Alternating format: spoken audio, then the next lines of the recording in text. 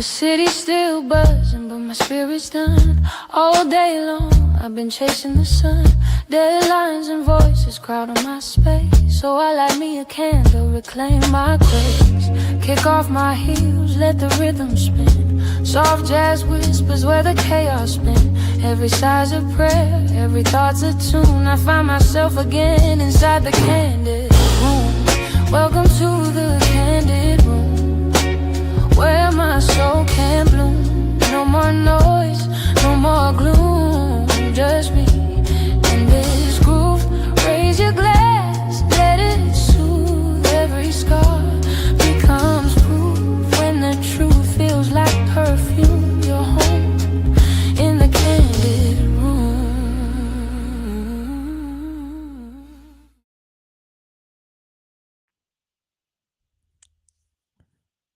Good evening, good night, whatever time it is for you in the Candid Room. I hope you guys really did enjoy that little intro in case you are new to the channel. This is the Candid Room and welcome where champagne kisses meet confessions. This show here, it's a Friday night laid back kickback where, you're unwinding from the week, you know, Friday nights is your time to kind of just, you know, cuddle up a little bit in your covers, sit back, kick your feet up, whatever you're doing on a Friday evening when you're not out there in the streets and you're deciding, you know what, it's time for me. It's my me time. So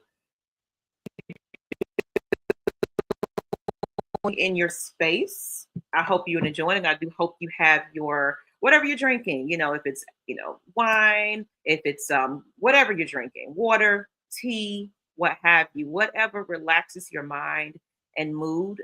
Welcome to the Candy Room. So I do see a couple of people in the chat already. I know we're a little late. What's up, ATL Leo? I already know we're a little late. So what I need for you to do, ATL Leo, and anybody else in the chat, please share this out. Let everybody know that we are officially live right about now. And it's going to be an amazing episode tonight. But I definitely want to introduce myself in case you don't know. I am your host with the mostest, Miss Maggie T, Productions, if you will. And you'll know a little bit about my production side later on. But a little bit of what you're seeing right here is a bit of a little hint of and a taste of what I am capable of. But we do have a special guest in the house. Cosmic, how are you? Hey Maggie, I'm balanced, Excellent. I and love that. but I will say that introduction never gets old. I don't know if you saw me bouncing in the back, but I was singing the song because I'm just like, look I at, know, like, I literally know the song now. I've heard it so many times. Shout out to all streaming services, Spotify, iTunes, and more. You can find that Candid Room track on all social media platforms or what have you. You can add it as something on your video if you're posting any type of reels or anything like that. Because guess what? It is produced by who? Cosmic. Yeah, Nick. I am the Maggie. Maggie came to me and said, "Hey, I see the work that you're doing with AI. Teach me." But at the same time, she was like, "You know how to stay in your lane and do what you do." So she was like, "I need this." I said, "I got you." Then when the music hit, added those two beautiful pieces together. So I'm happy for my creations to go towards where it's needed, which is the candid room, and I absolutely love it. So thank you again for asking me and putting it up there, Maggie. You know what? You already know that this is just, you know, just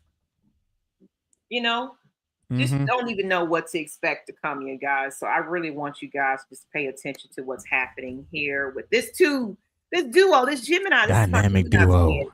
twin. Yeah, very dangerous combination.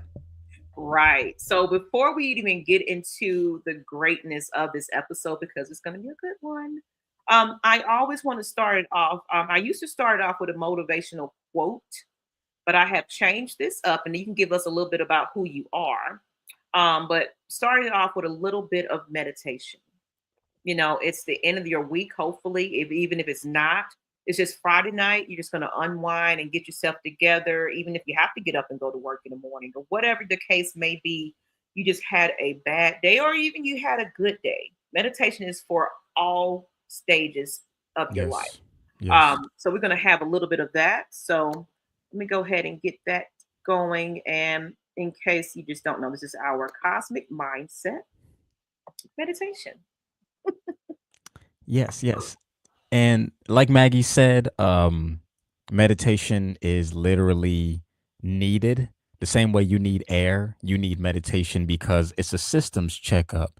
And if you do meditation regularly, it stops you from having to go to the doctor's office more often. And I know everybody wants to hear that because there's nothing wrong with getting a checkup. But if you want longevity when it comes down to this stressful world, meditation is important. And if you don't know who I am, a little bit about me, Maggie and I go, way back. Great friend. She's been supportive of me, watching me go through my journey. I focus mostly on health and wellness, and meditation is my talent. Many things are my talent, but meditation, mindfulness, coaching, teachings, I pretty much do everything that deals with health and wellness. So tonight, for the Kinks and Curiosity, the meditation that we're going to do is going to focus on your sacral chakra. And if you don't know what chakras are, they are the energy points on your body.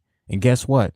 The sacral chakra is that funny, beautiful flower energetic portal that is right in your private area that governs your testes, your ovaries to keep it healthy. So for tonight, to get everybody in the self-love mood, the self-healing mood, because sexual desires and energies are actually healthy, but we're living in an unhealthy world. So I'm going to help you relax, get yourself in the right mindset of I love myself, I care for myself, I let go of insecurities and other things. So the track that I'm going to play is called Sacral Joy, and it literally is tuned to a certain frequency that focuses on your sacral. So I'm going to take you through a guided meditation. Maggie, you said we're ready to go, right?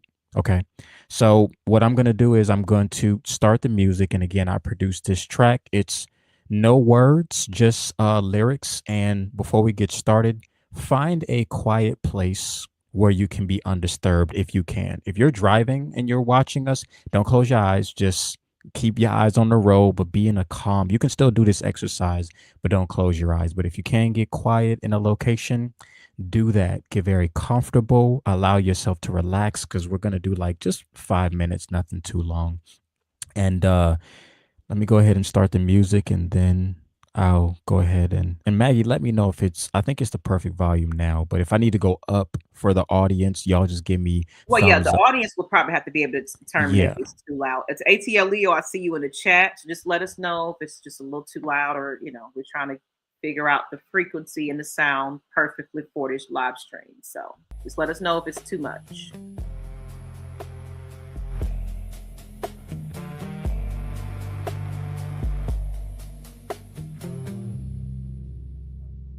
I think that should be good. Okay. So, first thing we want to do is we want to close our eyes. And again, if you can't close your eyes, definitely do so because we want to shut off the outside world. And as you close your eyes, you're going to be either sitting down or laying down, but you want to get very calm.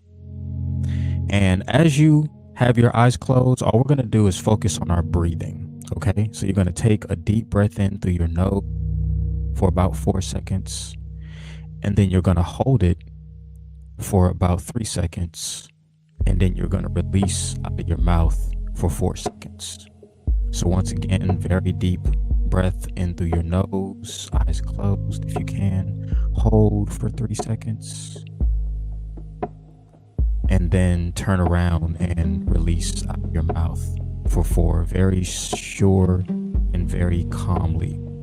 Now all I want you to do is focus on your breathing, okay? Forget every other thought that goes on in your mind. If negative things come, just let them flow. If positive things come, let them flow. But we're going to literally just focus on our breathing, ourself. And as you focus on your breathing, that helps you to clear your mind. I want you to listen to my words of my voice. I want you to repeat after me in your mind. And I'm going to say a series of phrases that's going to uplift your spirit. So as you're breathing, and relaxed, I want you to say to yourself, I am loved, I am healed, I am sensational, I am amazing, I am delicious. Yes, I said it. You should be saying it too. I am sensational. Everything about me, inside and out, is beautiful. I love every part of my body. I love my thighs, my feet, my arms, my chest, my face, my ears. Doesn't matter the gender. We all need that self-love. When you say these things to yourself, notice how it's making you feel. Say another thing to yourself. I am fill in the blank. And when you do that, pay attention to the feeling in your body. Do you feel it in your legs, your chest? Do you feel it in your sacral area? Focus on that thought. See yourself being sexy, being amazing, being great. Continue to say these things to yourself. Take another deep breath in through your nose, very slowly, allowing yourself to relax and breathe out of your mouth. As you exhale, all the drama, all the problems are leaving away. Another deep breath in. When you breathe in that sexy, breathe in that abundance, breathe in that kindness, breathe in everything that you are. Hold it and then release outwardly. Notice how you feel. Pay attention to your body. If you want to touch on your skin, your forearm, your neck, give yourself a hug. Feeling and touching yourself at the same time of saying love and listening allows you to heal yourself. So continuously breathe in, hold it very calm, and release out of your mouth. And then one last time, continue breathing. I want you to say in yourself,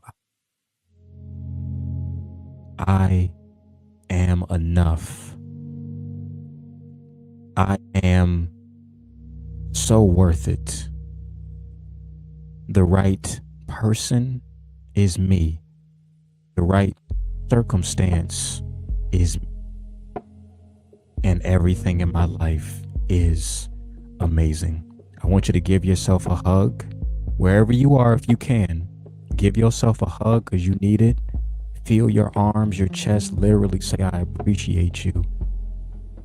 I appreciate you. I appreciate you. And take one more deep breath in through your nose. Last breath, deep, deep, deep, deep. Hold it. And then release out of your mouth. And then I'm going to count to 5 and then we can come back into reality. 1,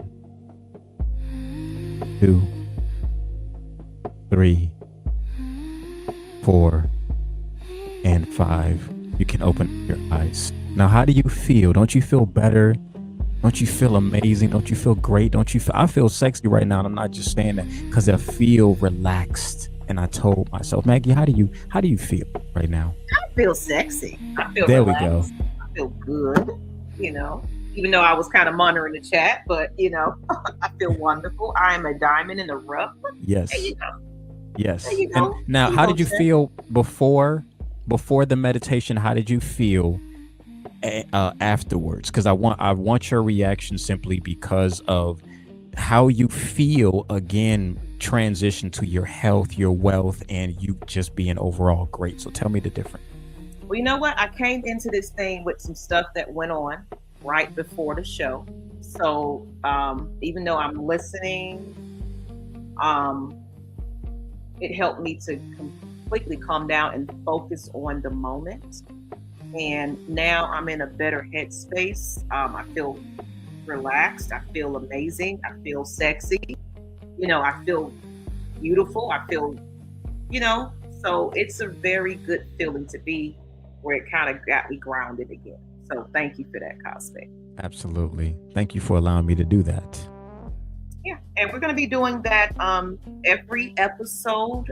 Just let us know if you're feeling it or what have you, to kind of get you in a place and start practicing to these things um, every night. Take that was just 5 minutes of your time, and we'll give you some updates on how you can hear more from Cosmic as far as his meditation and things that we have in store. But in the meantime, find you a playlist that you like. It's on YouTube, any social media platform. You can find any streaming services. You can find some meditation or just find some music that you enjoy. Close your eyes, put your headphones on, separate yourself from everything, put the phone down, Yes. and take those few minutes of your time to breathe and refocus before your day is started. Yes. So, Yes. thank you. How you feeling, Cosmic? Much better. I don't know what you was dealing with, but it's so funny when you on the same wavelength as your friends because before I came on this show, I had to take a moment because I was like, man, what the hell, all this other stuff. I was like, oh man, I can't come on the show like this. But I notice every time I come on here and I get to talking, I'm around you, which always makes me, good to see you. Everything is wonderful. And then we had some other people who, we're going to show in a second. But after that, and even doing my meditation, talking and hearing the music, I feel so much better. So I'm not even worried about it. So yeah, I feel great. Okay. All right. So since you're feeling great, we're going to go ahead and lead into this topic because if you're feeling sexy, I hope you feel sexier at the end of it because this Yes. this topic is a little hot. It's a little something something, and then we're going to invite some special guests. I'm going to bring on one that you've already met, but we can reintroduce himself in case you're new to this channel. And please hit the subscribe button and share. We're going to bring on the Debo Vibes, fitting name for the show. Debo. Yes, yes, Debo, how are yes. you today? I'm doing fantastic, phenomenal, and even better after that meditation just now. So cosmic, a double salute for that one right there. And hey, I'm doing great. I'm doing lovely, doing That's what's up. beautiful. I feel Great. sexy. You There it feel is. Yeah, you I'm doing feel all. I'm doing sexy. everything y'all said a little bit ago. You know what I'm saying? I came on, you know what I'm saying? I was backstage just chilling. But as the meditation went on, you know what I'm saying? Meditations are meant to be spiritual. So it lit me up spiritual right there. So your boy feeling much more, a little more better, you know what I'm saying? More top notch than I was a little bit ago for sure. Yes, sir. Yes, sir. Okay. And Debo Bob, just kind of let us know a little bit about who you are, just a little reset of just in case somebody's seeing you for the first time. Just let us know a little bit about you. Absolutely. Yeah. Your boy Debo Vibes. I've been on YouTube. I've been on YouTube for like 5 years now. Uh, my main thing I do right now is supporting my community, which is Clayton County, Georgia. I live in Clayco, and predominantly I do food reviews to black-owned restaurants in the area, get them shine, and let the world know that there are some great things going on down here in the community. And I'm having a blast doing it, having a blast doing that right there. Just really going out in the community, showing my face, and at the same time using my talent to actually show people, hey, there are great establishments down here in Clayton County. Show love, show support, and give them some love. I also do a show. I'm a twin. You know what I'm saying? I'm a twin. You know what I'm talking about? Ain't we all twins? Yeah. Yeah. Yeah, I'm a twin as well too. yeah. Mine, weirdly, we're 10 years apart, but we're still twins. Everybody's just like, what's going on? So yeah, Nonetheless, mhm, hey. If you could consider a twin, it's a twin. You know it's what I'm a talking twin. about? For sure. So I have a twin brother, and his name is Debo Life, and we do a show every other Wednesday called Twin Phase. We just did a show on Wednesday, had a blast doing that, but we really talk about the old school stuff like the 80s and 90s and stuff like that. You know what I'm talking about? But we're reaching out to individuals too to get them shine too. And of course, you know, I do my Atlanta Falcons content and fantasy football content. So catch your boy here on Debo Vibes on YouTube, the real Debo Vibes on Instagram, Debo Vibes on Twitter, and Debo Vibes on TikTok. So, but with that being said, I am very, very thrilled about tonight's topic. and hopefully my insight can open up some ears and eyes, and we can chop it up like that. It's gonna be an interesting episode. I'm glad it's a mixed crowd tonight. I have a couple of males, got a couple of females. I always like to have just a little slight balance in this thing, so we can get everybody's perspective about this topic. So I want to introduce this special lady. I'm going to give her a proper introduction since it's her very first time on the show. Let me go ahead and bring her picture up here. 1 second, 1 second. I'm going to give her bio for a moment. Then we're going to go ahead and bring this lady on. I guess I did not bring it up. Oh, woe is me. Telling you. Hold on. Let me put it up real quick. Okay. Yeah. I had saved it, but I did not add it. We'll have her on here in a minute. Miss Blaze, be patient with me. It's always something. When you try to, when you're a CEO, producer, and everything else. You wearing many hats right now, so we're going to be very patient with you. Yeah, you just hey, you know what I'm saying, you're the pilot. You know what I'm saying. Oh, our airplane pilots got all those things in front of them that they got to do at one time. Right. But the main thing we want to make sure is that the plane takes off, the plane's going good in midair, and the plane, more importantly, don't crash. So you're doing a good job right there. So that's great inspiration. I love it. Thank you. The motivational talk inspired me. What can I say? You know what? See? Plus, you know what I'm saying. Plus, we in Kandid. Hey, we in a Kandid room, y'all. I can be myself, chill. You know what I'm saying? No judgment zones, no none of that. I'm glad you said that. I'm feeling good. A lot of people don't know what the Kandid Room is all about. It's a place where you can just really. The Kandid Room is a place where you can be yourself. Yes. Express yourself without judgment. None of that. You know what I'm talking about. So yeah, no. You know what I'm saying. I'm pretty sure the individuals watching this, they're gonna get something out of it too. And Miss Blaze, we're gonna get you on in a little bit. So yes, right. Speaking of Miss Blaze, Lady Blaze, and Lady that Blaze. Name alone kind of says to me, it says a lot because it's like, who is Miss Lady Blaze? So I got a little bio about her real quickly. Her name is Brittany Wynn, aka Lady Blaze, or just Blaze. She is a no-label lesbian woman, and her pronouns are she or her. She was born, well, I ain't gonna tell you who you born. We don't want nobody finding you. In Texas, where I still currently reside. We don't even know all that information, but you know what they say. Everything is bigger in Texas, like me and my personality. I love all things music. I write music, I rap, I sing, and I also love writing poetry. Interesting fact about herself is she is blind. And I do not let that stop me from anything at all. I believe in living life to the fullest and just doing the best that I can help others along the way. I used to record all of my own music. However, after the vision loss, I put that on hold for a bit. I am now working on new music and a new project to be coming soon, so stay tuned. My only social media I can be followed at is Brittany, and I'll spell it ALLIDOIS, Wynn. WYNN on Instagram. She also has Lady Blaze Music, which is LADII BLAYZE, then music, MUSIC. So Lady Blaze, again, LADII, and Blaze is BLAYZE. She's on TikTok. There are, social media pages. However, I did take a break. She did take a break from social media, but this is a reason for you to come on back, Miss Lady. So I'm going to go ahead and introduce her and bring her on. But she will be posting new music and content soon. So she picked the right time to kind of introduce herself to that.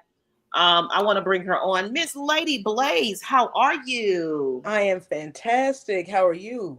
It's amazing bio, amazing story. I know we've been chit-chatting for quite a few months in our group chat and everything.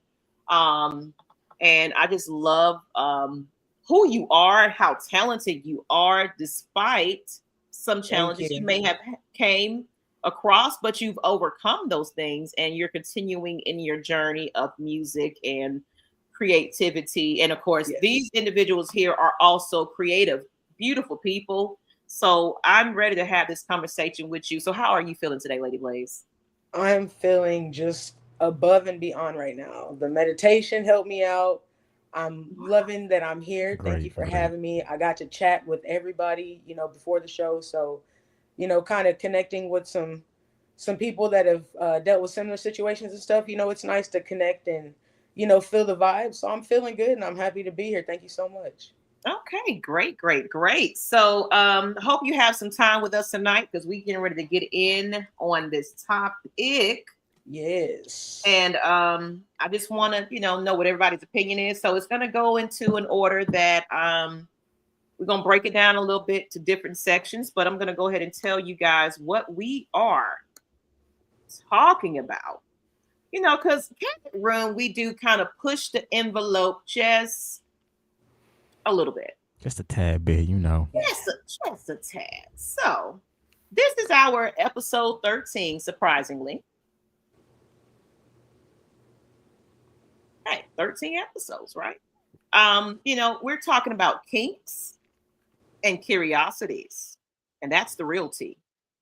I'm just gonna let you kind of take that in and just think about it of what you will of this subject and where you think it could possibly go. But I'm loving that we do have a split of, male and female on here to kind of give their opinions on what they think it might be, whether they're experienced in that topic, whether they're learning something new here. You know what? I'm gonna, I want the audience to participate as well. So feel free to please engage in conversation. Please share this out. Let us know that you are here for the first time. If you haven't subscribed to the channel, please do. I would love to have you back. And this is every Friday. So don't miss another episode because we're going to be touching on a couple of juicy topics. Okay. I'm not afraid to go there. So I want to go ahead and get into this conversation. And of course, I always like to educate in case you guys don't know, I am a mental health life coach.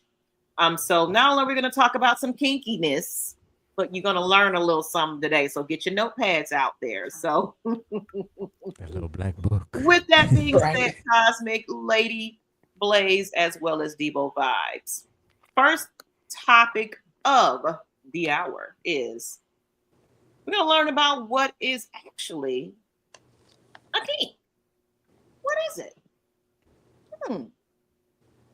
So, with that, let's go ahead and go into this.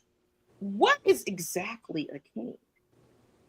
A kink is any preference, behavior, or interest that adds excitement, curiosity, or stimulation, sexual or non-sexual, someone's experience. It doesn't automatically mean something extreme or explicit. It simply reflects what an individual finds pleasurable, intriguing, or emotionally. To help normalize the term, here's how kinks differ from related concepts. So we're going to get into those different concepts in a moment. So with that definition of what is a kink, does that kind of explain it to you guys? Is that how you define what a kink is? Now start it off with Cosmic. Does that define what a kink is to you? I'm gonna be 100% honest with you. I never knew what a kink was. I just knew in my mind, I was just like, that sounds nasty. I had no definition idea. So I was like, please let her have a definition of that. So, but it relates to what I was thinking about. Because, you don't know the definition of it, but you still can kind of have a vibe with it. So, yeah, to me, that is spot on. Like you said, it's preference, behavior, interest, add excitement and curiosity. And over time, I've learned, different types of kinks because originally it was just, touchy feely kinks. Now I'm just like, oh, wait a minute. This conversation is educational and it's kind of making me feel a certain way. I didn't know. So you have many kinks that you aren't aware of until you explore and experience. Right. And it's in a lot of, people think kinks as far as the sexual acts, but there is a whole non-sexual way of having kinks that you may have not even recognized is a kink, but you're going to probably second guess it like, wait a minute. This whole time, this is actually a kink of mine. Okay, makes a lot of sense. And then, of course, you need to play into your own sexual preference. Of course, this episode is about that. So whoever you're enjoying and liking and things like that, it's going to help you kind of look at it a little differently. Like, okay, that explains why I like this particularly. Okay. And Debo vibes, just from that definition of kink, does that kind of open your eyes up a little bit more to what a kink possibly could be? Because we're still going to get deeper into it, but just the basic standard definition of it. The basic standard definition there, that's definitely kink. Let me ask y'all a question. Anybody raise your hand, and people watching this right here, raise your hand too. If you've ever gotten that feeling of your heart fluttering, raise your hand. Oh. Put Okay, two hands up. That's what's Let me up. take off Yeah. some of these That's pictures what's and up. things like that. So Yeah. to me, a kink can be a situation that can happen within a second. That's like, damn, my heart is fluttered. You know what I'm saying? Something just happened to me. Unbeknownst to you. You know what I'm saying? Something has happened to you emotionally, physically. And that doesn't have to be physical, like you said a little bit ago, Maggie. Does not have to be physical. But something happened where it's like, damn, I never thought about that. But it's made my heart flutter. And it made me, you know what I'm saying, really think about something towards the individual I'm looking at right now. Or individual who's passed me by, i.e., a good smelling woman. You know what I'm saying? I.e., eye contact with a woman. Well, and when I say, I'm speaking of, you know what I'm saying, man, from a man's point of view. You know what I'm saying? So, but the definition that you said, or that was just recited, yeah, that speaks on. I'm like Cosmic, bro. I had no idea what a kink was until you said that. So Everybody thought it was, yeah, whips and chains and handcuffs and all that, yeah, but yeah, Yeah. yeah. So different levels. that clarification helps out a great deal for sure. But Okay. yeah, you know what I'm saying. When you think about a kink, and you know what I'm saying, for me, whatever something does and make your heart beat a little more faster. It makes you know what I'm saying, want to, you know what I'm saying, think about things that normally, you know what I'm saying, on the exterior you wouldn't, but in the interior, you're like, damn, that's a kink right there. So that's what I think it is, Okay. in And my then, in my opinion. okay, I like that. And you kind of put it into a perspective because you said something about the way a woman smells. So surprisingly enough, that is possibly, I mean, I ain't gonna give it away because we're gonna get into the next part of it, but you might be on to something as far as that part of your thing of what attracts you to a woman. So, Lady Blaze. Yo. So, the definition of kinks being non-sexual and sexual, does that kind of make you think about it a little different, or are you just kind of aware of that from the beginning? No, I actually think about it totally different now. Like, like Cosmic said, when I'm thinking kink, I'm freaky, kinky, nasty. I'm like, oh, okay. Now it makes sense as to some of those other things that, like Devo said, the flutter, that feeling, those things make sense now. And it's because, they even happen not in just a sexual way. And, even through chat, I've been learning more about kinks and different things, but that definition just really opened my mind a lot to a lot of different things. And now I do think of, kinky or being kinky or different kinks. I do think of it in a totally different way now. Okay, so that's the purpose of this tonight, ladies and gentlemen. Because you know what, I know it actually inspired me from the chats we be having. I ain't gonna tell you what chat that is, but that's our story.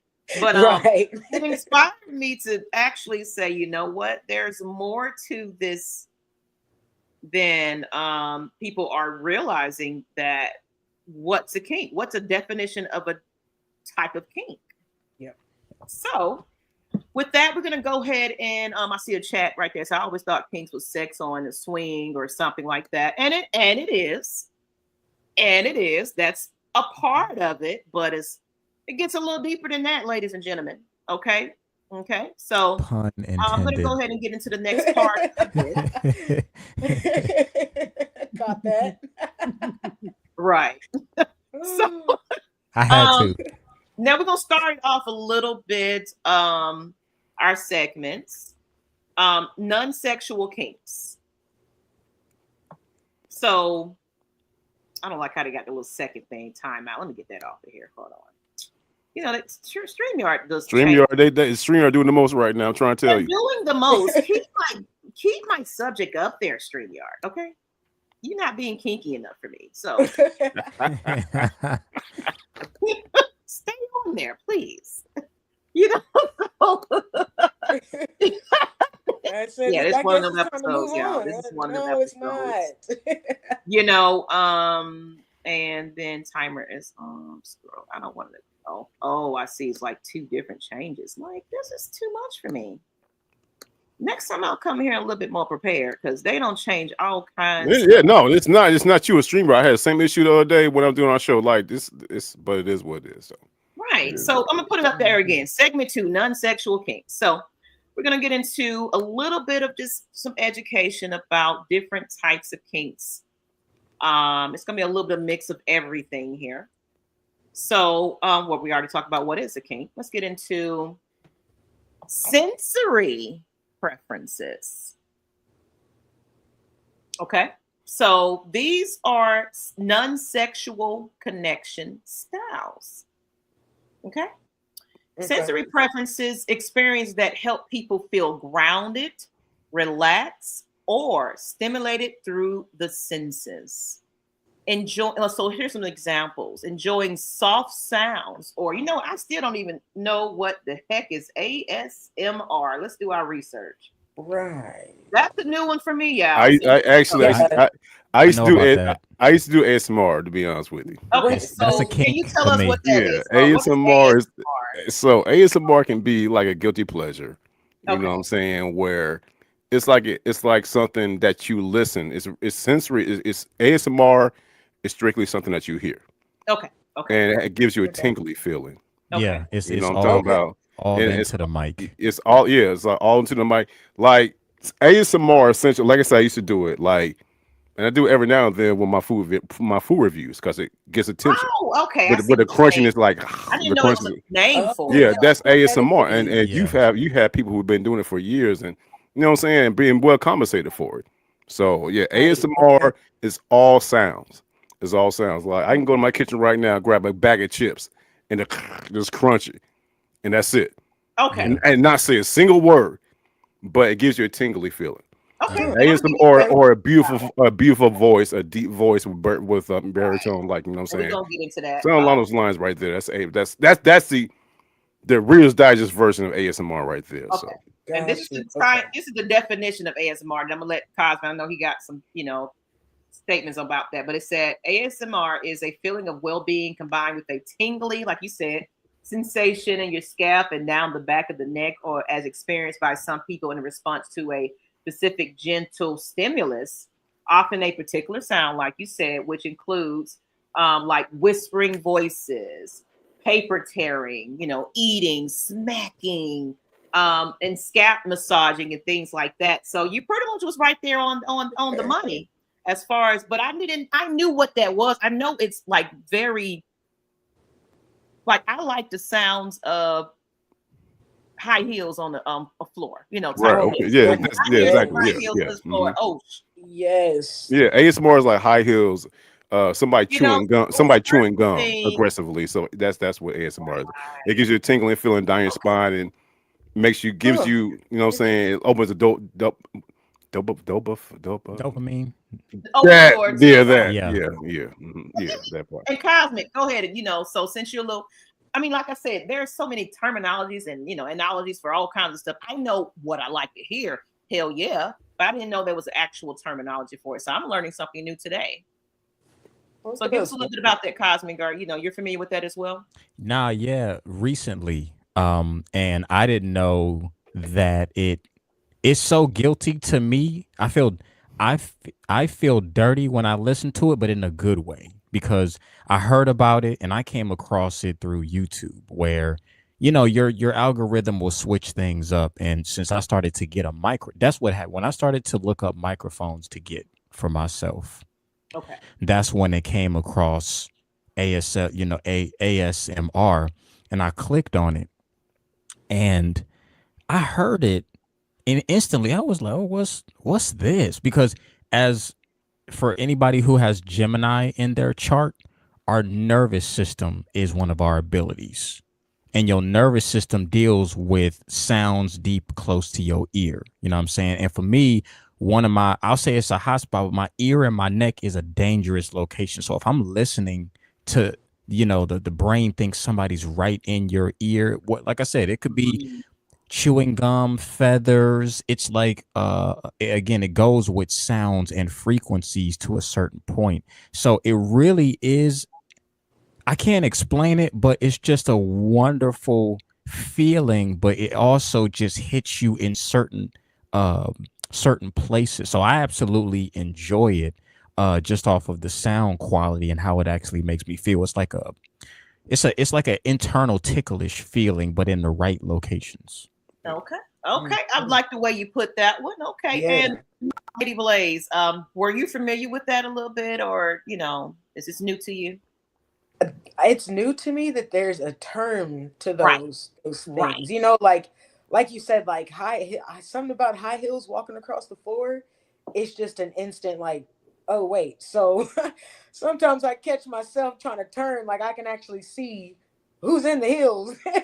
But it's just like something about the noise. It's like I have to follow it because it's just like it kind of sends that sensation. Like even certain music or voices, sounds, like I had no idea that there was an actual term to it. So that's interesting. And I also just learned something else new. Right. So, Yeah, let that's me cool. know in the chat if this is new to you. He said he loves nature sounds. He also said he likes the sound of the ocean. This is somebody in the chat. ATL Leo said, I like the sound of the ocean, smell of fresh rain, thunderstorms at home, and candles. See? And we're going to get sensories, smells and touch and taste and all of that. So we need to get in there, people. Okay. It's not just sounds. It's not just sounds. So let's keep on continuing on down. So gentle touching or gracing or tracing. So, how he said around his ear area. Some people have it around their neck. Like fellas, women, shit, whoever, your sexual identity.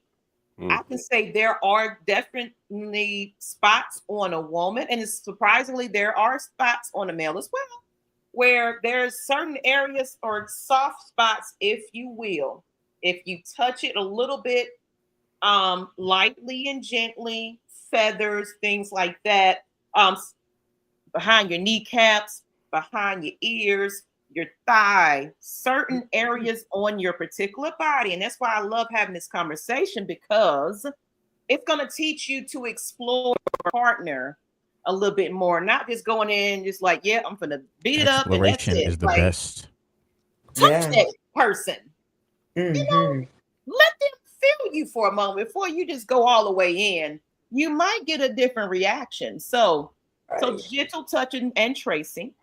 Also playing, and if y'all ever notice, now I'm going to tell on myself, but if you ever notice, I'm always touching on my hair. That is I don't know. It's just, I have a habit of doing that. Sometimes when I'm in, stressed out or something's going on, I'm massaging my scalp, I'm pulling my hair, I'm doing something like that.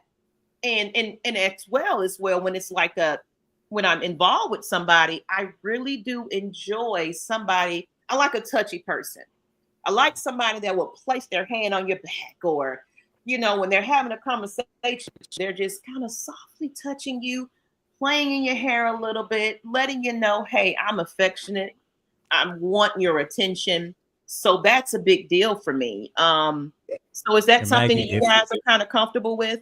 Gentle touching and tracing and playing with hair and comfort or bonding? Yeah, I was gonna jump in and say, I know the explanation as to, like, because like you said, I touch my hair. What is it doing? When I started to grow my hair, and I found out, hair is an extension of your nervous system.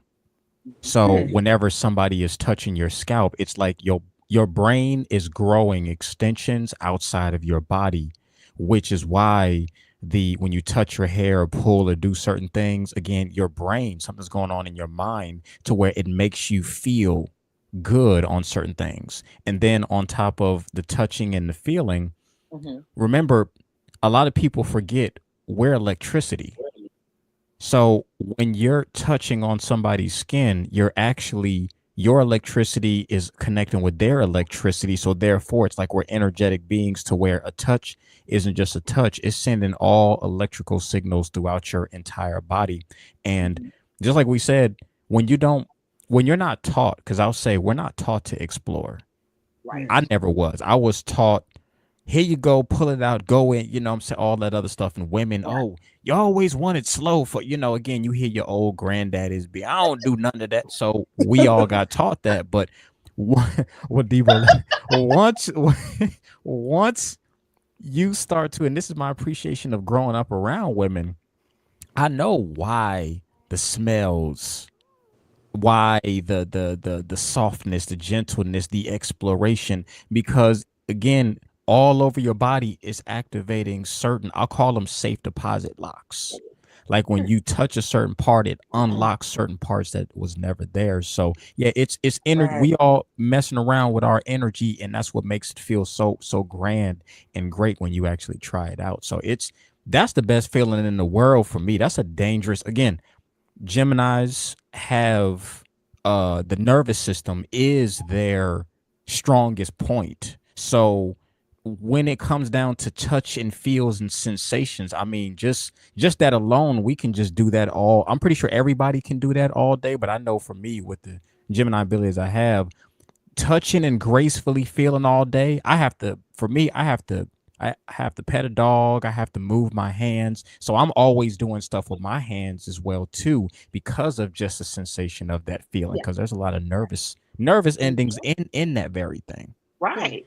So, Yeah. you just said something right there. So it's really it's not always sexual. It's a way to kind of calm yourself, get you kind of cooled down. Mhm. It's a way of grounding yourself again. So like I said, I touch my hair, I'll tap a pen, I'll do something where I have to be touching on something if I'm stressed, if my blood pressure is up or what have you. It's like, okay, I'm gonna go. So some people get those toys they squeeze, sensory balls and things like that, where you're focusing on that feeling. It's like, so we're gonna get into playing with weighted blankets or supportive pressure. So I know that there are pressure points in a body. So I do have a autistic son.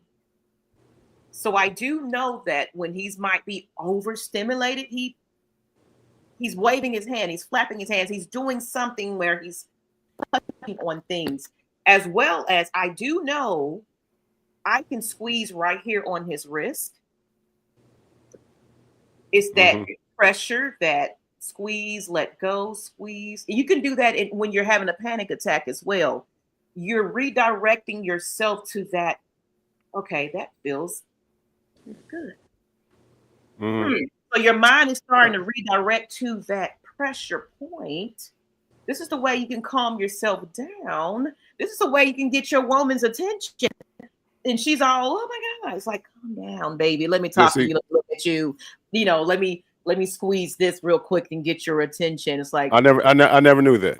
right. Yeah, like I said, what you said, I never knew that. Real talk, big time facts. I never knew what you just illustrated. I never knew.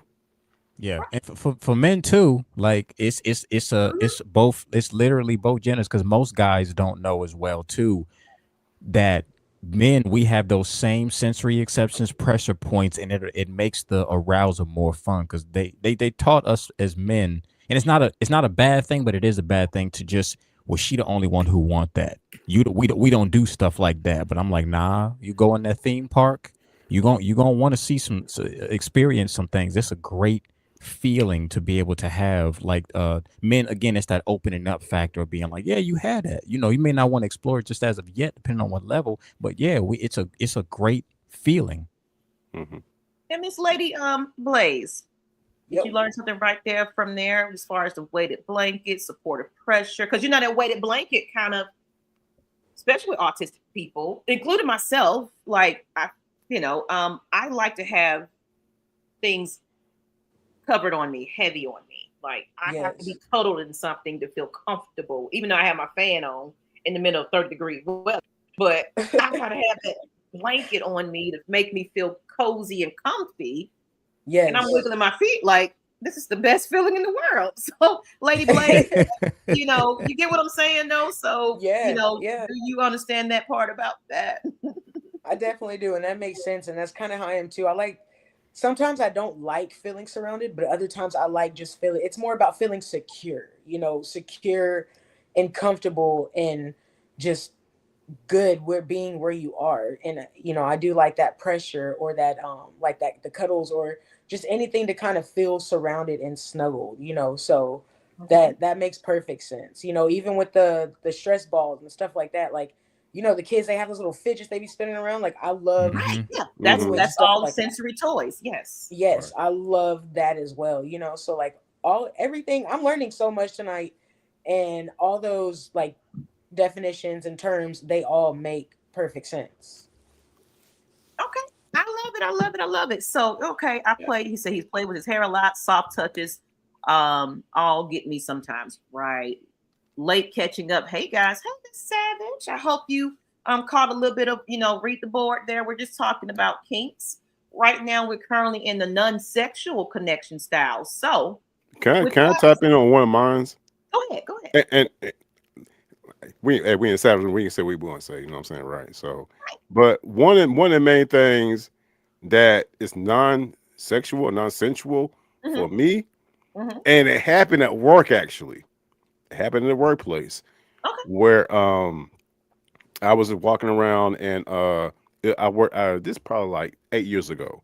I worked in a customer service call center, and I happened to be walking by one of my female co-workers, and we were confused about something that was going on in reference to a particular, phone call.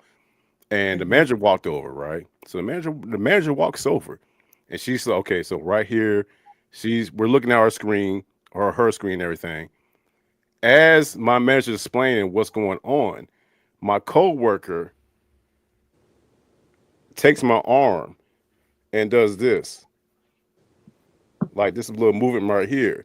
Okay. So she starts like, she starts like caressing my forearm.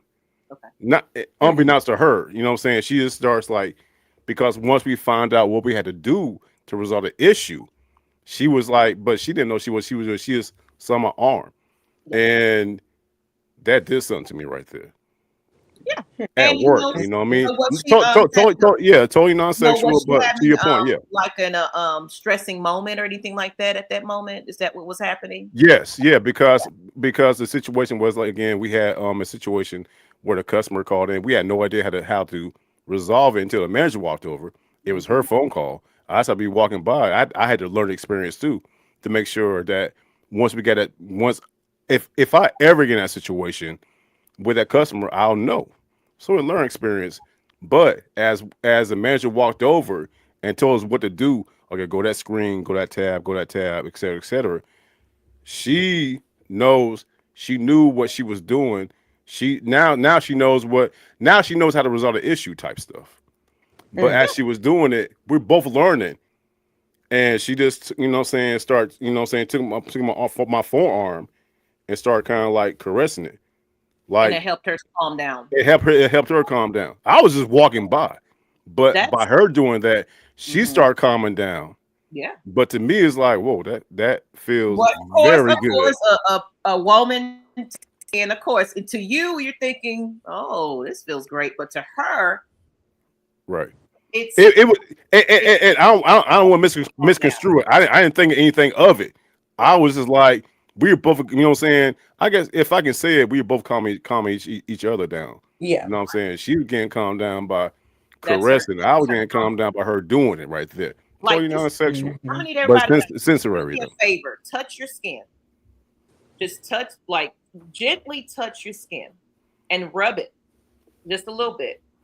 Just kind of back and forth, Yeah, and just you see how smooth it is. yeah, Hmm. Mhm. for You sure. know. Yeah. Now, right now, you're not thinking anything sexual about that touch, but the smoothness of that skin, and it just because I know this more because I do have an autistic son, so I understand. And then, of course, I have sensory things that calms me down. I feel like I Hmm. am on the spectrum. but I have to, like, if I have to rub something smooth and soft or something to kind of get me to calm down. And that's Yeah. what was her way. Your arm was that calm space. Maybe you was talking to her in a very calming tone, and she was like, that was her hug. That was her, this feels great. So that's what a weighted blanket is, or supportive pressure. That is her supportive pressure. Right. And it was told non-verbal communication. Right. So yeah. Right. Yeah. So then we also have warm or cool sensations like warm oil or chilled objects. So some people like to have like how they say women burning themselves in the showers. They like to have yeah.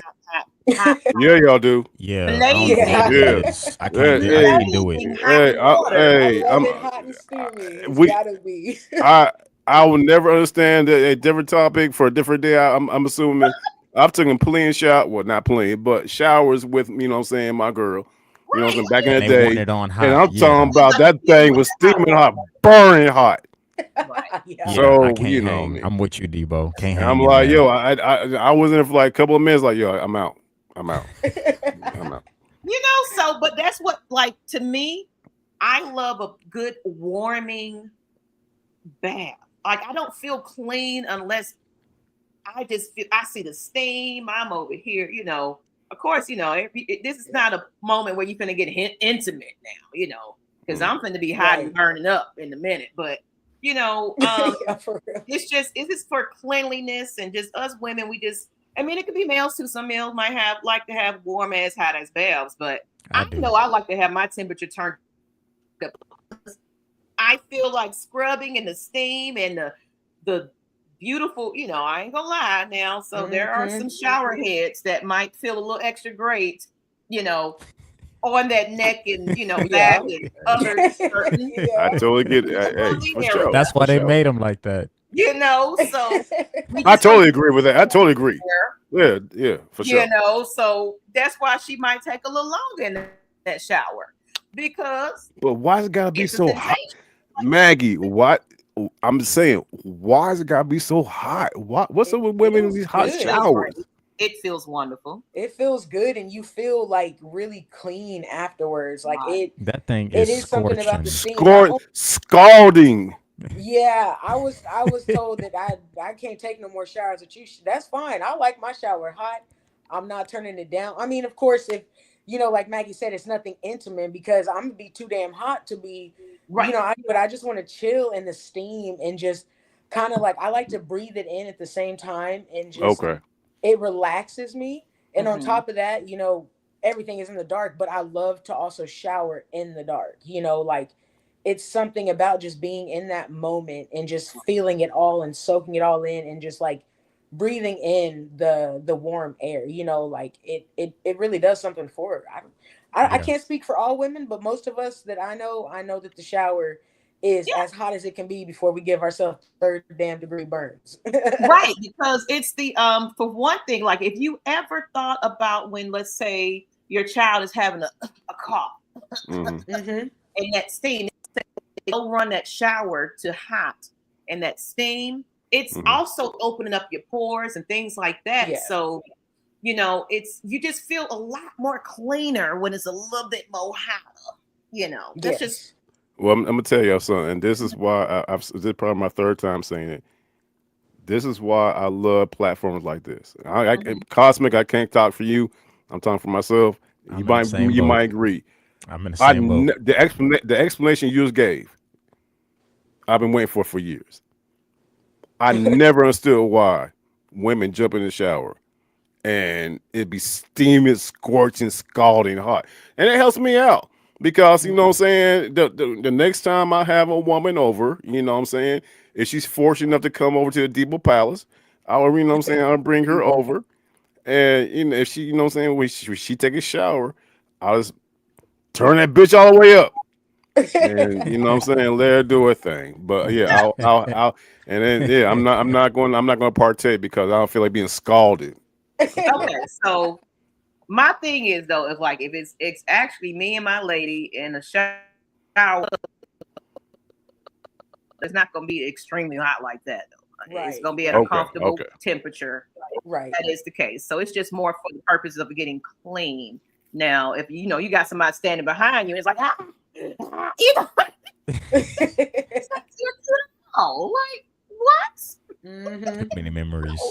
So there's a different temperature for different things. Understood. Right. Okay. Right. Understood. Okay. Understood. Okay. All right. So instead talking points, why the body naturally responds to sensory input. So it's just so like you just said, like you explained with the coworker of yours, it was her way of calming down. She probably just reacted out of instinct and was like she clung on to you. Then it's like, I'm nervous right now. Like some people that deal with their nervousness, they're over here, oh my God, they're doing all themselves, but it's like, oh, I'm nervous right now. Mm-hmm. So you were just there in that moment where she needed something, and I'm glad you took it the way you did, and you was there to comfort her, and she was there to comfort you as well, because but just now it's giving you an opportunity to kind of really think about those sensory things, Okay. So APLE, I love you in the chat. You said I had a good hot bath, but not too hot. See, what I'm gonna ask this question: why you ain't got thick skin and can't have a damn hot ass shower? God didn't make us. God did not make us that way. We can't give birth. We can't deal with the fire. Look, we understand. We're built for moving and grooving and being a protector. But when it come down to pain, we can't compete with y'all. So That is. No, it's very painful. It's hot. You're not scald ass car, hot ass water. No man. Right, Maggie. You're not a man. So you don't. Right. If you were in our bodies, no, it's hot to us. It's hot. Okay, it's hot. Okay. Is let me ask this then, and I'm sorry if I can interject. Is that why most men like to sleep with the fan directly on their face when they sleep? That's I would say that's a personal. That's because I love sleeping with fans. Yeah. Okay. Hey, let me tell you something, Lady Blaze. I sleep with my fan on 24, like 365. You know what I'm talking about? It's a preference, like everybody, like, you know what I'm saying. Like Maggie said a little bit ago, she sleep with her fan. I sleep my fan like straight up on me. It can be 20 degrees outside, it's on me. Oh my, that's how my brother was too. I'm Yeah. like, dude, what is going on here? Right.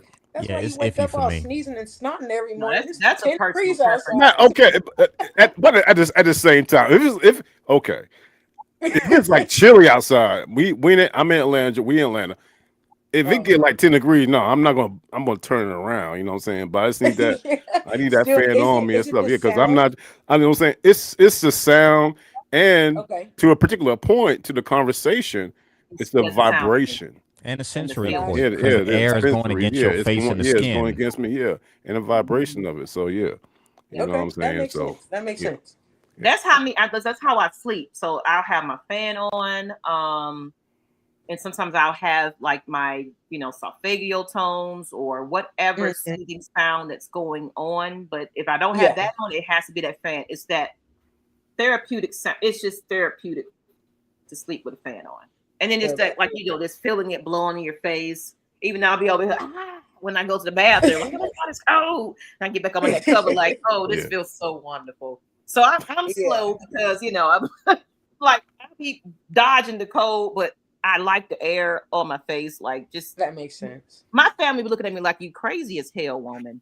It's 20 degrees outside. Why the hell you got this fan on? I had that fan on.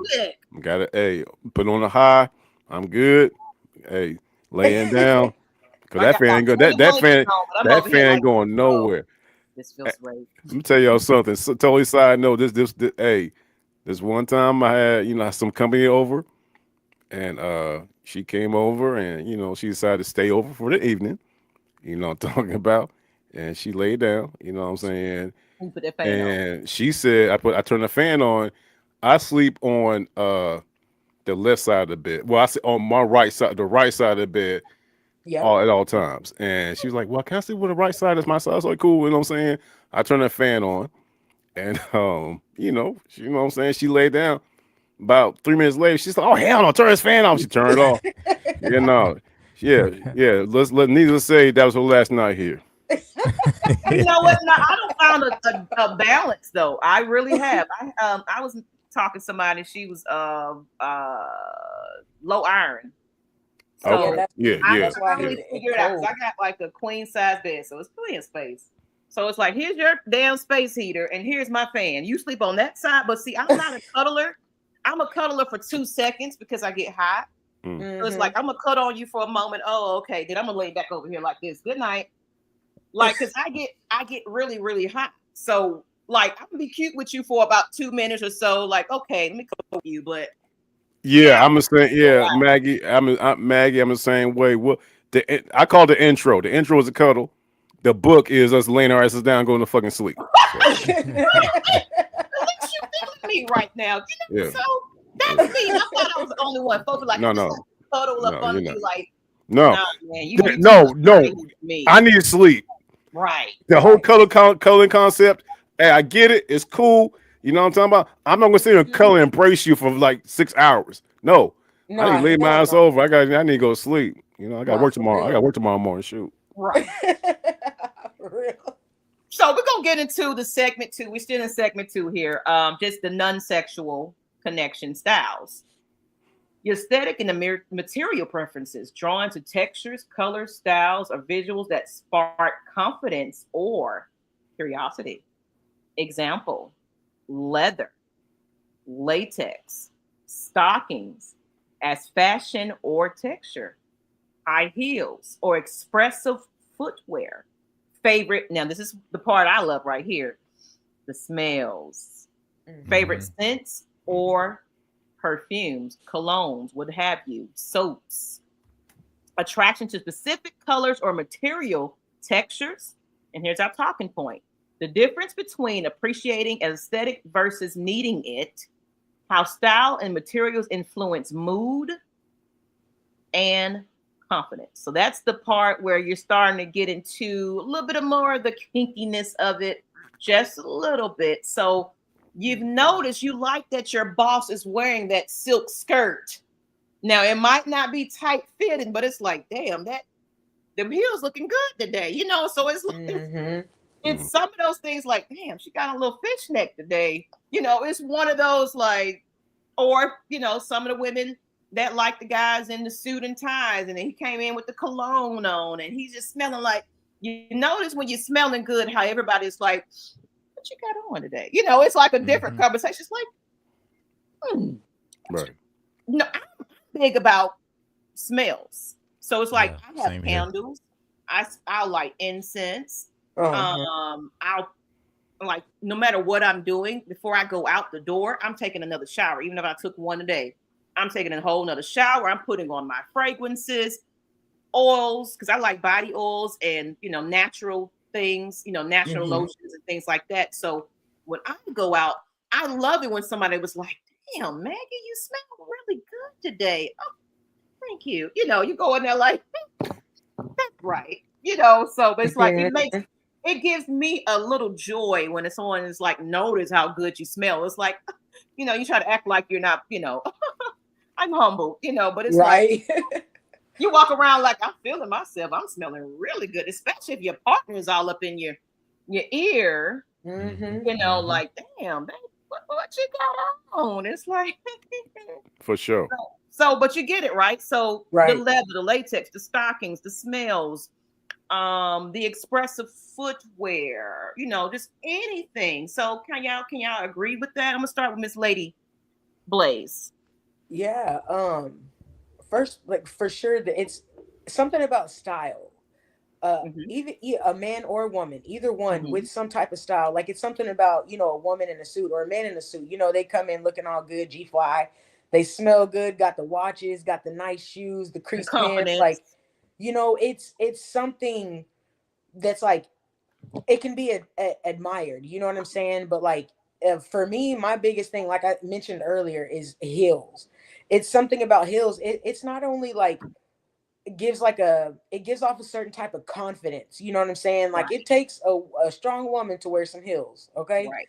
you know, and it's something about the confidence and the way she walks in her heels and the way she carries herself.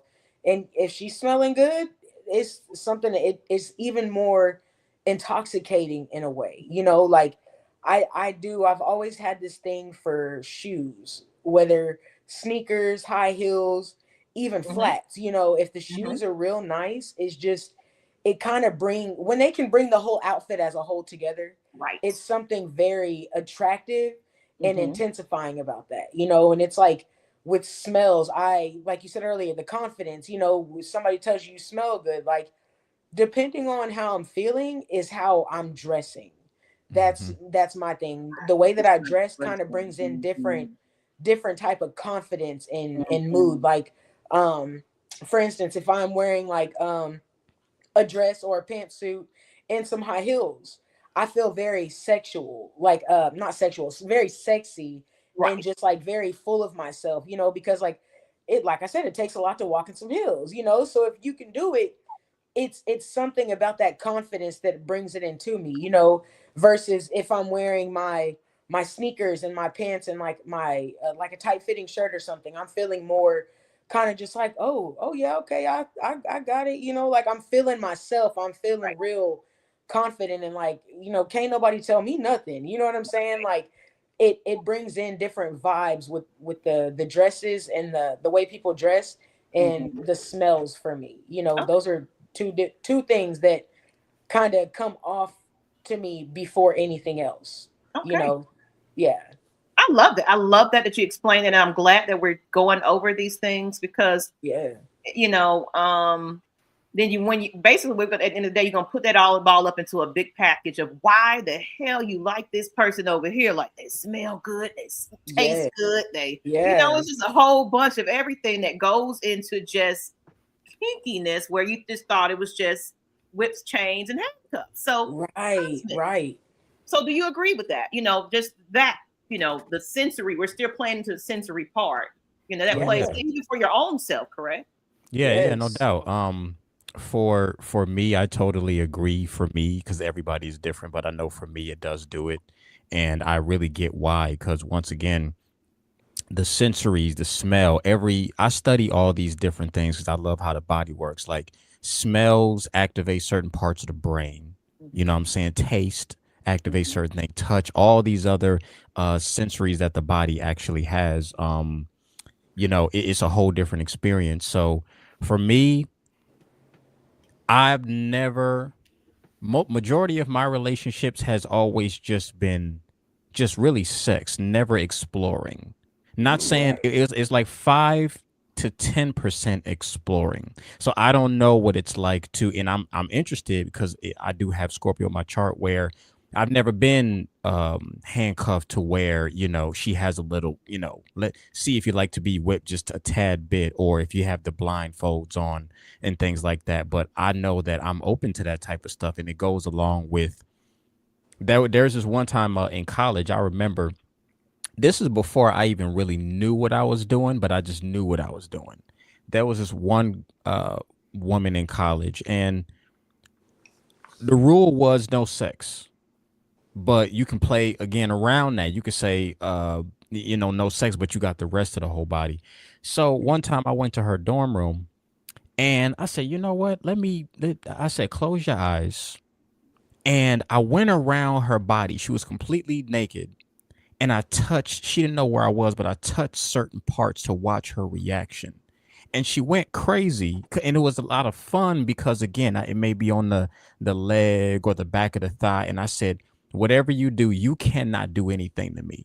And it was killing her simply because you being touched all over the place, breath on the back of your neck, and you could see the reactions, but you can't do nothing about it. So I found out that's definitely a kink of mine is Touching. touching and making them feel good because I know what it feels like. So Yes. smell up.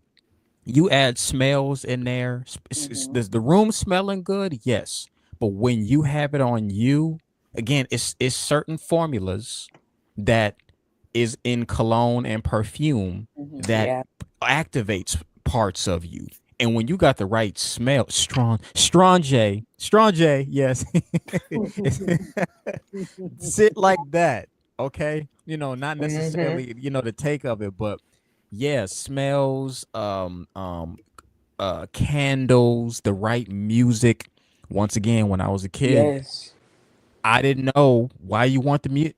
I was not against it, but why? Why do we need to set up for the music? I didn't know about heating up the oven instead of just turning it on. You put no. I didn't know nothing Mm-hmm. about. Oh, if it's a smell, activate sensory, touch, Mm. activate.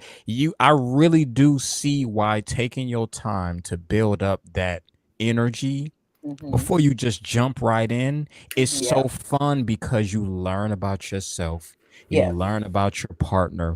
And I even got to a point where I remember it was in my 30s. I said, I no longer do it for myself. Mm-hmm. Mm-hmm. My enjoyment comes from you being enjoyed. So the more I'm watching you be enjoyed, it's a joyfulness of me. And that's a whole different experience when you stop looking for your, Yeah. King Della come and you just Right. be like, I'm Yep. watching you, Right. man. So Yeah. it's great. Okay. And Agreed. Debo vibes. Go ahead and we're gonna get into the next one. Then we're gonna get Mm. into part 3. Mhm. But you agree with that as far as were you a touchy person, or are you kind of learning something new about all of that? Absolutely no. Everything comic said, I'm in full agreement with. For anybody who doesn't know, I've expressed it a couple of times on the platform on Mm-hmm. my show that I'm all about submission. I believe, from my perspective, right? I believe men was here to please men. Men were sitting here to please women. So, and my philosophy with that is that if I'm with a woman, when I'm with a woman, you gotta, what I'm saying, like Congress said, you gotta take the tour of the body to see what part does she like, what part, and be honest. You gotta be honest. It's an honest conversation. Hey, Mm-hmm. she like, don't touch that. Some women don't like their feet touched. You know what I'm saying? I have a foot fetish. I love licking women's feet. I love massaging women's feet. Some women don't like that. Mm-hmm. But conversely speaking, some women do like it. I've had a woman climax just by me pleasuring her feet. You know what I'm saying? So Mhm. you gotta know what the what I'm saying, the person wants. In my situation as a woman. So because you should never, never, never do anything for yourself. You gotta do it for the other one. When it comes to sexually, I'm here when I'm with my woman. Well, I'm single, but when I was with my woman, Yeah. I want to make sure she's satisfied. Mhm. And you might have a woman get satisfied just by nibbling on her belly button. You know what I'm talking about? You might have a woman get satisfied just by nibbling on her thigh. You know what I'm saying? So stuff like that, you gotta learn it. You gotta learn it. So the sensory of it, I definitely agree everything Cosmic said. And learn, you gotta learn. You gotta learn the person that you're with. And if you're like me, who's submissive, I'm not dominant, I'm submissive. What you want, I'll do. Because I want to make sure that you get pleasure out of it before I do. Okay. Yeah. And And I like I that you Mhm. said that. Go I'll ahead. say Yeah. one, Yeah. yeah, one quick thing, which is important. Mm-hmm. When you get with a new partner, do not do, oh, my partner like this. You're not with that Yeah. person no more. You was about to go Mhm. into where I was going with Cosmic. Oh yeah, because that's so important where you could really hurt if they're not healed. You could hurt their feelings, but also you're saying the wrong stuff to where this Disneyland, Six Flags, and Universal are 3 different theme parks.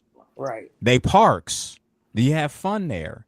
But some have character, some has movies, some has rides. So when you come in, explore and because most people have this tendency, you should read my mind. No, I should not. I should get Mm. to know you and learn to where I can Mhm. really find that. Because if we don't, then and there it is right there. So Yeah. Yep. So we're gonna go into this next segment here, but basically, you just said it what I was gonna say. I'm a partner that I'm very attentive to my partner. And I go into it where I'm not looking at it like it's a one fits all situation. Like he said, somebody don't like their feet touched, somebody don't like this. So don't go into it thinking like what you was doing with that last partner, it's gonna be the same Mhm. exact thing that person likes or dislike. We're adults sometimes don't really feel comfortable and open to having that conversation with their partner. What are your likes? What are your dislikes? What do you like? What do you don't like? Right. But you don't Yeah. even have to speak it. You can kind of explore it and touch and see what I like the rise of someone's breathing and think. I pay attention to everything, Yes. so I'm gonna figure out what you like by your sound, how you're clinging to me, how you're, pulling me in. So it's like, okay, you like that. Or you don't like that. Oh, they jumping. It's like, okay, maybe I need to calm down on that. Maybe I'm a little too rough. Maybe. So y'all got to start taking the time. If you want some pleasurable sex, you got to really pay attention to your partner. So let's go into segment. Mm-hmm. I'm gonna take this Candid Room a little banner off. It's just kind of in the way of everything. So this is we're still in segment 2, non-sexual. Then we're gonna get into the sexual part of things, and then we're gonna close it out. But emotional and psychological preferences, ways people connect through affirmation, curiosity, and encouragement. So that's kind of that. You're talking them through to it. Good girl, oh man, you're beautiful, you're sexy, you're amazing. Words, examples, enjoying compliments or motivational affirmations, preferring playful teasing or challenge, feeling energized by pursuit or being pursued. They like to chase. Thinking about that, enjoying observing others, curiosity, not interaction. So kind of this, you notice somebody you're very attracted to, and then you kind of get a hint, maybe they're attracted to me. So it's the way they do their hair when they come in the next day, lips looking glossy, they carrying themselves a different way, and they're a little flirty with you. Good morning. It's all about just that playfulness, that teasing, not saying too much, and then your talking points. Why affirmation feels rewarding, how emotional patterns show up in everyday relationships. And I'm going to say this because a lot of people want to feel wanted, desired, needed in a relationship. So if you go in and you're just like bang, bang, bang, bang, bang, I'm getting mine and getting the fuck on. They're feeling left behind. You got yours, but did you really give them theirs? Yep. But I know this is going into the sexual part of things, but it also comes with, just making, of course, the compliments and the affirmations. When you're saying like, you know what? You're beautiful. I love that red sweater on you. Even if it's just a compliment to your colleague. Hey, man, I like that jersey. Oh, man. And of course he go spin around. Yep, that jersey is great. He's feeling good about that. It's like I put on that shirt today and somebody said something about that. But it makes them feel like, I feel good. I feel confident. I feel great. Somebody complimented me on whatever I had on, the smell that I had, that affirmation that you feel, you look wonderful today. Oh, wow, your smile is pretty. That's kind of foreplay before the play. Right. If you will, you got to really play with that person's mind, but safely though. Don't do it to manipulate them and try to get something you want to weaken them. But you're doing it in a safe way where it's like, I'm really feeling this person and I know she's having a bad day. I'm going to compliment her and make her feel better, because just saying, hey, I hope you have a wonderful day today. And that you don't know what that person was going through psychologically that day, but you just giving that compliment, just writing them up. It's like, I'm going to have a great day today. So what do y'all think about that? I'm going to start with you, Miss Lady Blaze. Yeah. The emotional side of a lot of it. It does play into different things, and it feels very nice to get compliments and feel wanted. Like it never feels good to feel unwanted, especially in a relationship, so it's like just simple words of affirmation, like you said, your smile is beautiful, or you look good today. When somebody is paying attention to you, despite what you may actually be going through too on the inside, that can help a lot. It plays in to a lot of things, even mentally, so it's like that definitely makes like a lot of sense. And those are different ways for me personally also that, kind of make me feel special, make me feel important, like give me some attention. You know what I'm saying? I'm not begging for all your time and attention, but when it is there, like it's nice, you know, and it's like um sometimes being able to also differentiate the difference when people are kind of just like being nice or like, you know, being flirtatious. Those are also things that I kind of started paying attention to too. I'm a very flirtatious person. But for me, like if I tell a woman she's beautiful, it's not just on the way she looks, right? It's her personality, her vibe, her aura, you know. That is what shines through and makes somebody like beautiful, or you know, just like I actually want to get to know them in a way, you know. So it feels the same when it comes off, you know, the same way towards me as well. Right.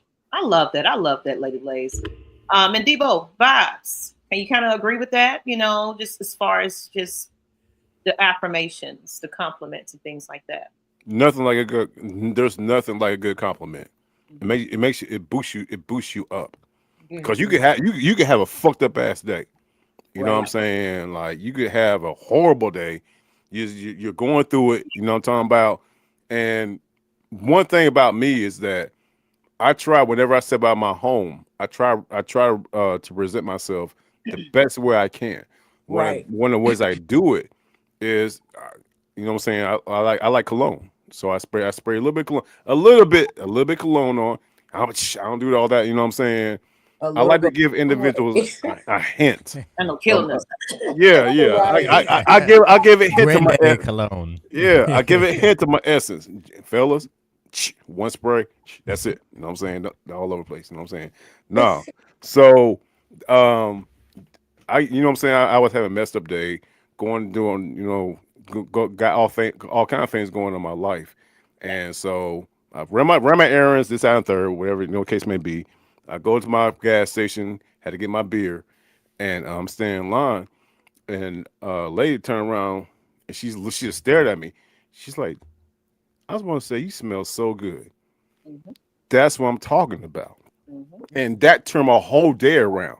Nothing sexual. mm-hmm. Nothing, know what I'm saying? Nothing, know what I'm saying? She wasn't spitting game or anything, but that Right. small thing right there, her smelling me, you know what I'm talking about? So that's why whenever I step out of my house, I gotta represent myself the best way I can because I'm going to an outside world that you don't know what's going to happen to you.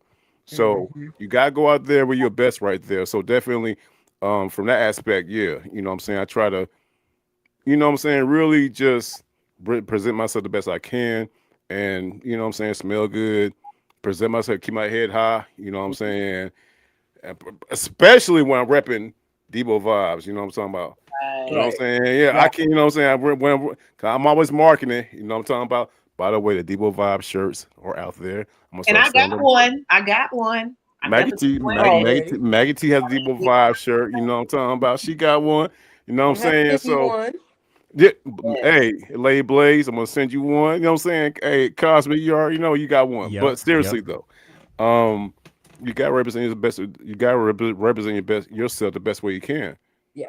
because you never know who's gonna run into. I can go to the laundromat and run to my soulmate, Right. Said something right there. Mm-hmm, right? mm-hmm. You know what I'm saying? So you gotta go out there and show the world your best, and at the same time have confidence in yourself and do Hmm. whatever you can. You know what Yes, I'm sir. saying? So that's how I feel about that perspective right there. Just go out there and represent yourself the best way you can, and you never know. You might run into that person who's your soulmate. You might go out there and you know what I'm saying, see somebody who's like, oh yeah, oh man, that girl look good right there. I can present myself with confidence. It's all about confidence. Yeah. Yep. If I can say anything about this, what we're talking about right now, it's all about confidence. You know what I'm saying? Facts. Yep. Love Okay. the feel of the love.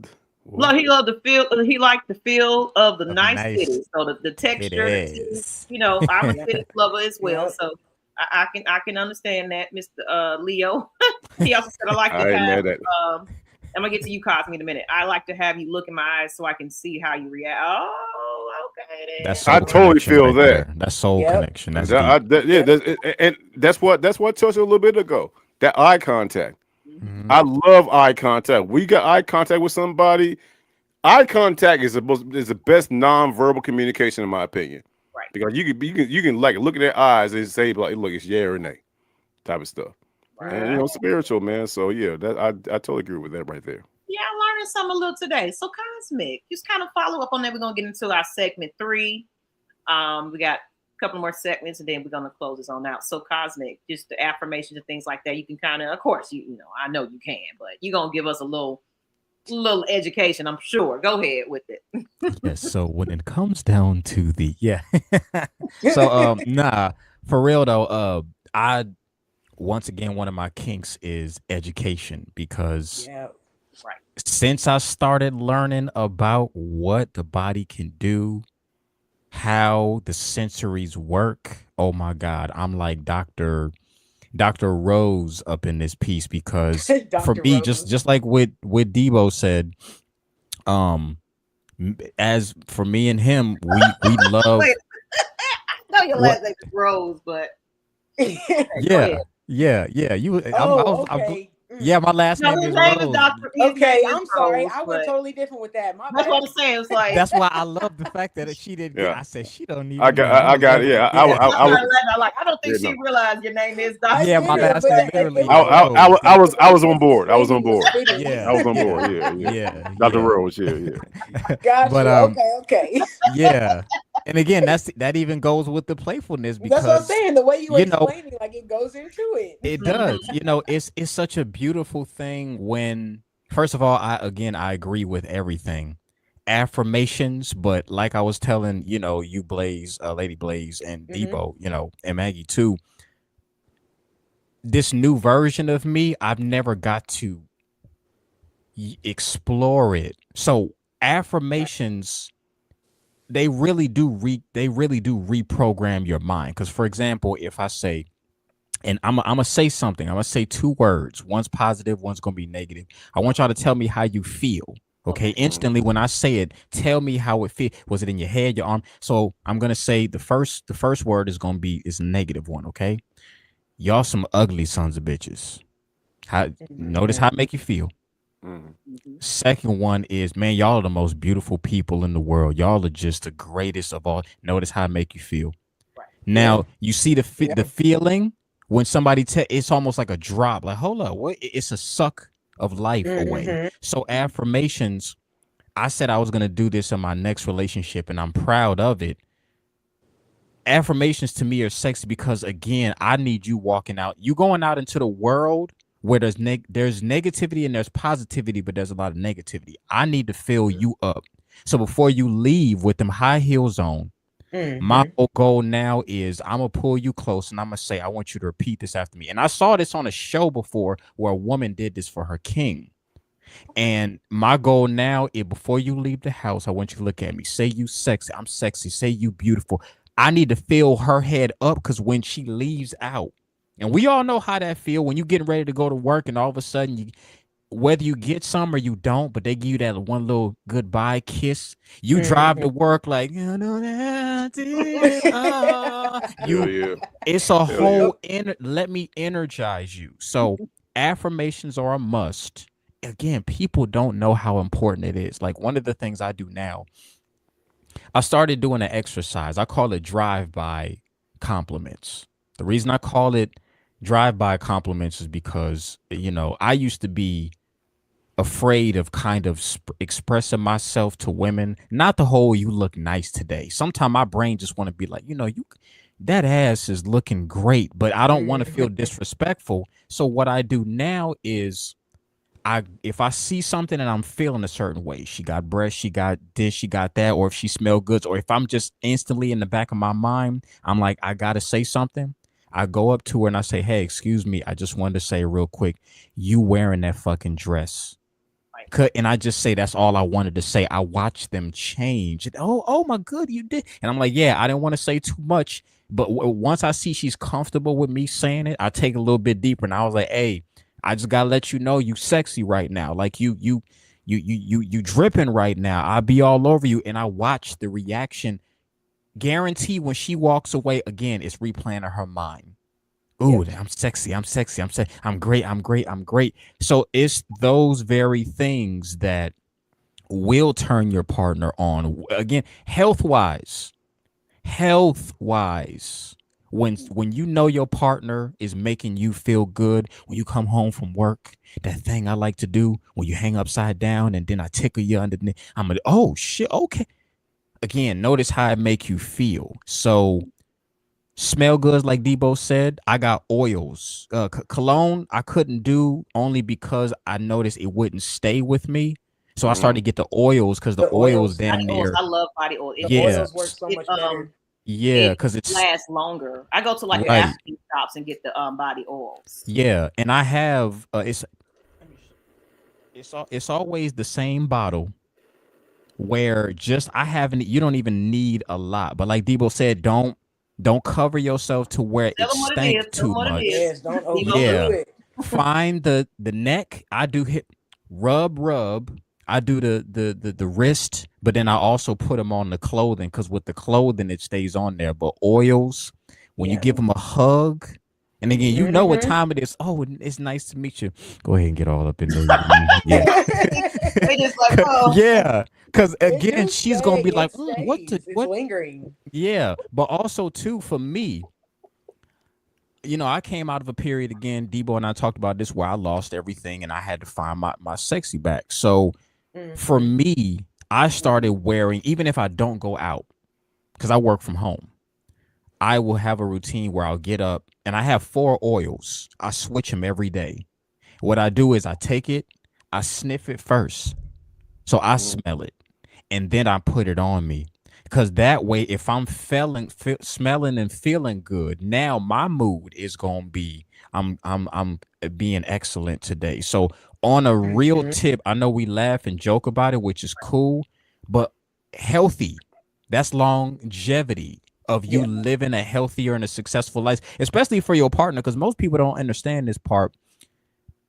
Again, energy exchange. If Maggie and I were a couple, and even just as friends, if I'm always Debbie down at her, she's literally gonna be slowly dying because I'm draining her of the energy she's not feeling good. Mhm. But if I get on and I'm constantly uplifting Maggie and she's doing the same thing for me, again, energy, feel good, longevity. I feel amazing today. I needed to hear that. All these things are health conscious to be able to allow you to have a successful life. okay. Yeah. Let's see somebody in the chat right there. Sean That's Sean. That's my boy. 521. Okay, the Yeah. oil hug is smooth. I'm telling you, we putting y'all on a little something. Try The actual oil hug oils is because they smooth. That's that last a lingering. lot longer. Yeah. So I don't put In it on fact, every day, yeah. because I be running out sometime. So, but if you got some favorite fragrances, but I would definitely say try an oil. And fellas, Over. I'm gonna say this too, Debo. You can attest to this. Sometimes women, if she give you a hug and she embraces you a certain way, she did that for you. Because there's a difference between just giving, oh, hey, how you doing? But that one girl Yeah, who it's be one of those. catching Oh, your eye, The what? side, yeah, the friend Baby. hey, Bro. Cosmic, I ain't see you in a minute. Hey, The little Because, water. yeah, I'm and gonna that tell. rub off on you is again. Yep. This is my last thing I'm gonna say. I'm handing over to Maggie. Take it back to middle school. We were leaving middle school, going in 8th grade into 9th grade. I was in Florida. There was a girl named Jessica Hopkins. I still remember her name. I'm so mad that I didn't holler at her. She gave me the sign that she liked me, but I was overthinking it. Last day of school, she took my tie, ran off. Mhm. When she returned it, it was a whole smell. Even to this day, Maggie, I shit you not. When I smell it, I'm like, that's how powerful it was. She handed me the tie. I didn't get the hint because nobody told me that's her marking her territory. She likes you. Yep. So because Yep. I didn't know what that meant, and the tie, I was Oh, like man. S&M all over that See, tie dude. until it ran out.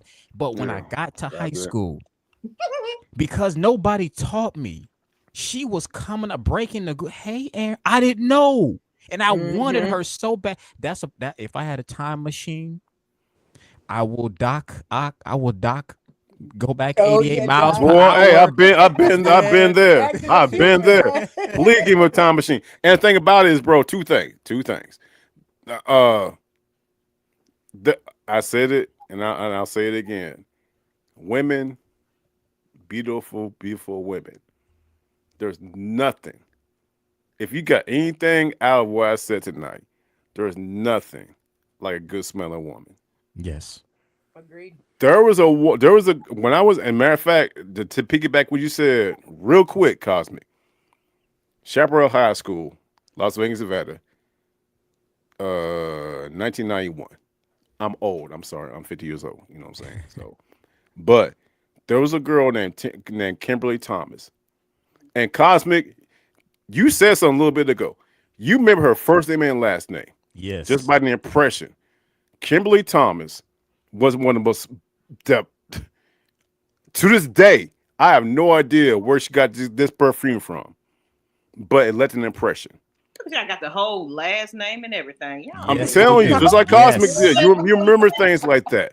Kimberly Thomas was the Yeah. best smelling girl at Chaparral High School. Yeah. You know what I'm saying? Well, you know what I'm saying? In my world, you know what I'm talking about.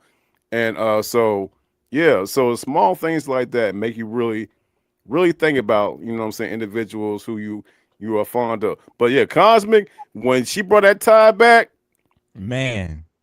and that thing was smelling so good, and you didn't not say capitalize, but we were all young back in the day type of stuff, Yes. man. But Yes. I totally understand what you're saying. I totally get what you're saying though. okay. So we're gonna get And to the hug, the Mhm. what you say about the passionate hug? Yeah, if they passionately hug you a little bit long, you can There, tell it. yes, there is nothing like a good hug. And I when someone hugs you, or vice versa, you hug somebody, that's a show. That's a moment of affection right there. Mhm. Because y'all embracing Embrace. during that moment of hugging. It's like for that 2, 3, 4 seconds, whatever. Y'all all y'all got at that one moment right there. So Mhm. very passionate right there. So Okay. So we're gonna probably repeat a couple of things because now we're going into the exploring intimacy styles and sensual expressions. So this is more of the sexual side of things. Sensory intimacy styles, ways people explore physical closeness, stimulation, or heightened awareness through their senses. Example: playful impact, rhythm, or pattern touch, warm or cool sensations, sensory focused experience such as blindfolds or guided touch, structured sensory rituals. And here's some talking points: the importance of discussing comfort levels and pause words. Now, this is where we get into our safe words, Mr. Debo vibes. okay, yeah, Emotional let's go. grounding and aftercare and connection too. So I'm going to explain that a little bit more. So the talking points here. This is when you kind of, you don't smell good. You filter up a good bit. Now y'all in the bedroom. Now she's over there like I can't have enough. I can't wait to have you. It's like, okay, all right. So now y'all established y'all finna get it on, you Mm. know. And depending on the mood, either you're passionate or you finna take it down, you know. Mhm. Now let's say this is the first time you've been with this person. And maybe you haven't even met this person, but your body language is all there, and or you have established a relationship with this person. And it's like now you're getting to discover their likes and dislikes and things they don't. And let's say you do want to play around with a little bit of taking a little risk in your relationship. You might want to spice it up and try some new things, tying yourself up or blindfolding. So you're already at a vulnerable state with somebody when you're actually being physical with them. Mm. But you want to add some little playtime in there. The thing about it is you're not, hopefully you're not doing that with somebody that don't you're not making them feel comfortable and safe first, because it's not going to go the way you want to. You Mm. got to be somebody you can feel vulnerable with, that you know that you're going to be safe in those moments. And then you're having that conversation. It's like, oh, I like to be choked.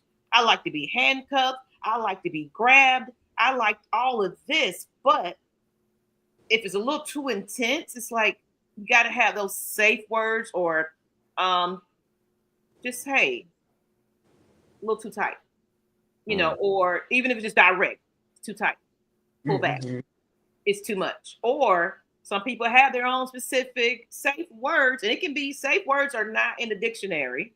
It's whatever you feel comfortable in saying. Saying, "Hey, paddle boat." I don't care what your safe word is. Right, paddle boat. I'm just doing as comedy, Al. But your safe word is whatever you establish with your partner. It's like, so as soon as you see here blueberry, it's like, oh, okay. Blueberry means pull back a little bit. It's a little too much. So pineapples, I don't like Maggie it. telling on herself. Hold up. No, I ain't let this shit slide. Were those actual safe words of yours, Maggie? no. No.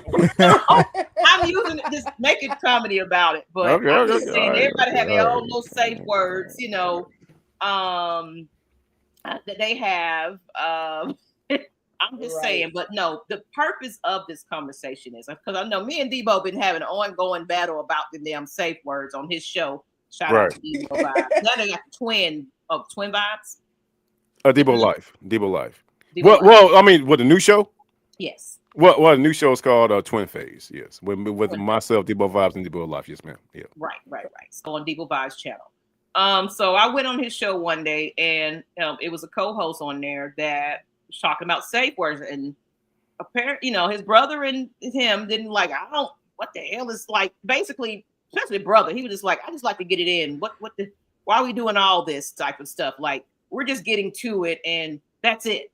We're fucking basically. You know, but some people like to play and role play and do little things and things like that. So some people like to get kinky where they're tied up in restraint and things like that. That turns them on. That is actually a kink. But the kink is, it has to be where you can feel vulnerable with somebody to have those safe words. And, you know, you feel like you'll be protected in the end. It's the thrill of being blindfolded, thrill of being tied up. But at the same time, you're trusting in that person. That's why that experience is so exhilarating, because you're trusting in that person to do what they're saying they're going to do, and not just going to leave you there or what have you. Or they might even do a little bit of walking away just to make you feel. Even some people get a thrill out of that, but it's not for long. You know what I'm saying? It's like, I'm back. It's okay. But that's that conversation you're having with your partner about that makes it an exciting time. Some people have dungeons. Some people have certain beds, it's a lot that goes into that part of things. So you got to start practicing your safe words and things. Now, if you don't get into that type of play, that's cool. That's not everybody's forte either. That's not everybody's deal. So what do y'all think about the safe words and things like that? And Debo, we're gonna leave you away because we're gonna come back to you. But Lady Blaze, is that a certain kink of yours where you know you want to feel tied up and vulnerable and things like that with a partner, or are you do you shy away from that? Yes. So I'm starting to explore more of that side of the kinky side. I've just recently found out that those are some things that I am totally interested in. Like, I've had handcuffs, you know, I've been handcuffed, and that was cool, you know, but some of the other things I'm willing to is like the wrist, the bed restraints, you know, blindfolds, they're all right. Yeah, I'm already blindfolded every day. Right. And anybody doesn't know, she is actually visually impaired. So you know, it's her, I guess. Tell us about that a little bit. I'm glad you brought that up, you know, because what was the difference when you actually had sight compared to now with intimacy? Was there a difference? Because you notice how people do blindfold themselves. You actually now have, like, you know, where you have to rely on your senses. What was the difference for you with that? For me, the difference, it's kind of the element of surprise now, right? Like, you know, you can see when somebody's coming at you, or, you know, trying to like kiss on you or touch you in certain ways, and you know, this and that. I've like very soft, like sensual touches. So it's like that kind of element of surprise when it just they like their hand automatically touches me, and you know, their nails start to like rub against my skin or my back, like it sends a shock wave through my body. All of my senses are then more awakened than what they used to be. Back then, I guess, you know, coming into the visual side, it's interesting you say that because I would have never thought about something like that before, right? It to me, sex was just sex. We finna get it in. If you look good, I'm turned on. Like, let's go. But Right. now, even not being able to see it, it does excite me a little bit more, and just like I said, it's just like kind of the random act and the shock and the surprise. I've come to find out that I actually like that a lot more. And then even like in the touch and the feel, like I'm starting to notice I like a little bit of roughness. Like I like my hair pulled, I like the light choke, and I like the sometimes even like the heat, or the somebody's breath like on my And I'm on gonna my put this back. chart back up. I'm sorry, I was putting the wrong stuff up, y'all. Bear with Oh, me, you but good? this is what I wanted to put back up here. It's just because you kind of getting into that touch, Got you. Okay. the warmness, all of that. Yeah. That's just it is different now. It's different not being able to see when it's coming towards you. And I Okay. feel a lot deeper now. It is different. Okay, I'm glad you explained it to us. Mm-hmm. That's why I love that you're on here with us today because, people do play with the blindfolds and things like that. But if you haven't experienced it already, Yeah. even if you don't want to tie yourself up in things like that, but try Yeah. at least on your partner. If you don't want it for yourself, on your Right. partner, Right. have her or him, whoever your preference is, of course. Really, like I told some people like in our chat, I actually feel I want to actually go into really being like a more in detailed sex therapist, because I've already just am. I love sensory myself. That is a turn on or a calming mechanism for my own self. So when I used to sell pure romance products, it was people that didn't even know what an orgasm felt like, Yeah. things like that. So, and I was like, well, do you touch yourself? Do you know what turns you on? So it's Mhm. like, how do you expect your partner to come into this? And well, I guess for a man, it's kind of one thing that but for a woman, they may not know of certain areas of the actual vagina, where it's not necessarily always, the length of that sensation, if you know what I mean. Like Right. you gotta reach back there and you're not, no. Yeah. There's a certain area in the vagina, in the very front area, where Yeah. it's like if you don't know that about yourself, you're thinking, oh, I gotta have somebody like, King Kong or whatever the world. But it's like you gotta explore yourself, men and women, touch yourself. Yeah. Touch yourself. Like really take the time and figure out what is your likes or dislike. That way you can have that conversation with your partner and say, you know what? I really like to be, some people don't like it rough. I don't like that too much. Mm-hmm. You're guiding that person to, or you're reacting with that person. If you're not a vocal person, you're now knowing it's like, so you're kind of inching them towards that way. Like, let's say a person that's a little bit more movable with you. Let's keep it real. Or somebody that's going to kind of catch you. And it's like, you know what? I'm going to move a certain way. That way you catch on to where you need to be here, or touch this right there. Don't stop. Yeah. You get what I'm saying? Mm. If you don't Yep. know your own body, and that person is also going into the mindset, oh shit, I do this to everybody. Yeah. That's a disconnect. Yes. Let's keep it real. Yep. That is a disconnect. You really need to, everybody's different. Everybody is different. And I mean that. Yep. There's not a one fit all for sex. No. Let's keep that real. So, Yep. Mr. Cosmic, did I get to you or? Nah, you haven't got to me yet. Okay.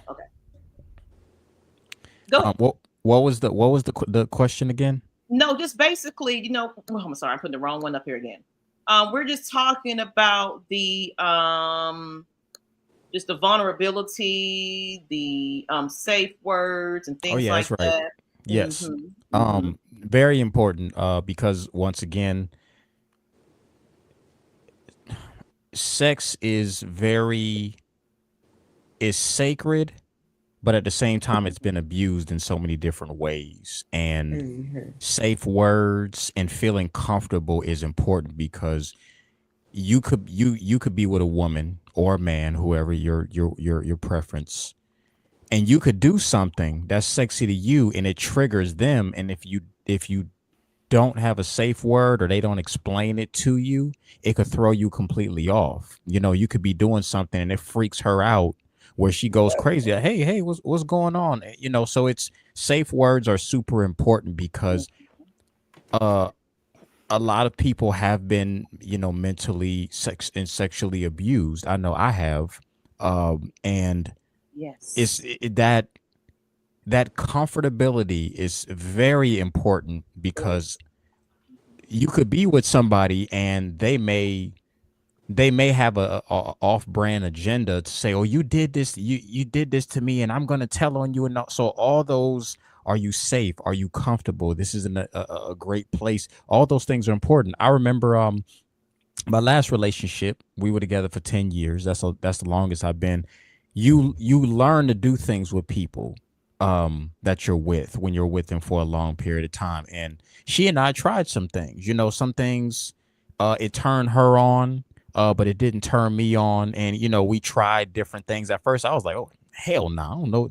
No. But then I started to realize, again, when you love them, it's different for everybody. I'm not saying everybody should do this, but I started to realize, once again, you can't just go with the King Kong ain't got shit on me beat down. She's gonna get Mm-hmm. tired of that, or he may get tired of that, whatever. So you got to find different avenues of it. And if you do explore an avenue together, like you said, have a safe word, because you may be saying the wrong thing and be, oh yeah, you like that? No, pineapple, motherfucker. So Yep. it's very important, but also s- s- Steve. say, safe words can also be kinky words too, because let's say we at a gathering, and Come in. we may have a word that says that I want to get you now. It could be something like I'm just making something up, lollipop.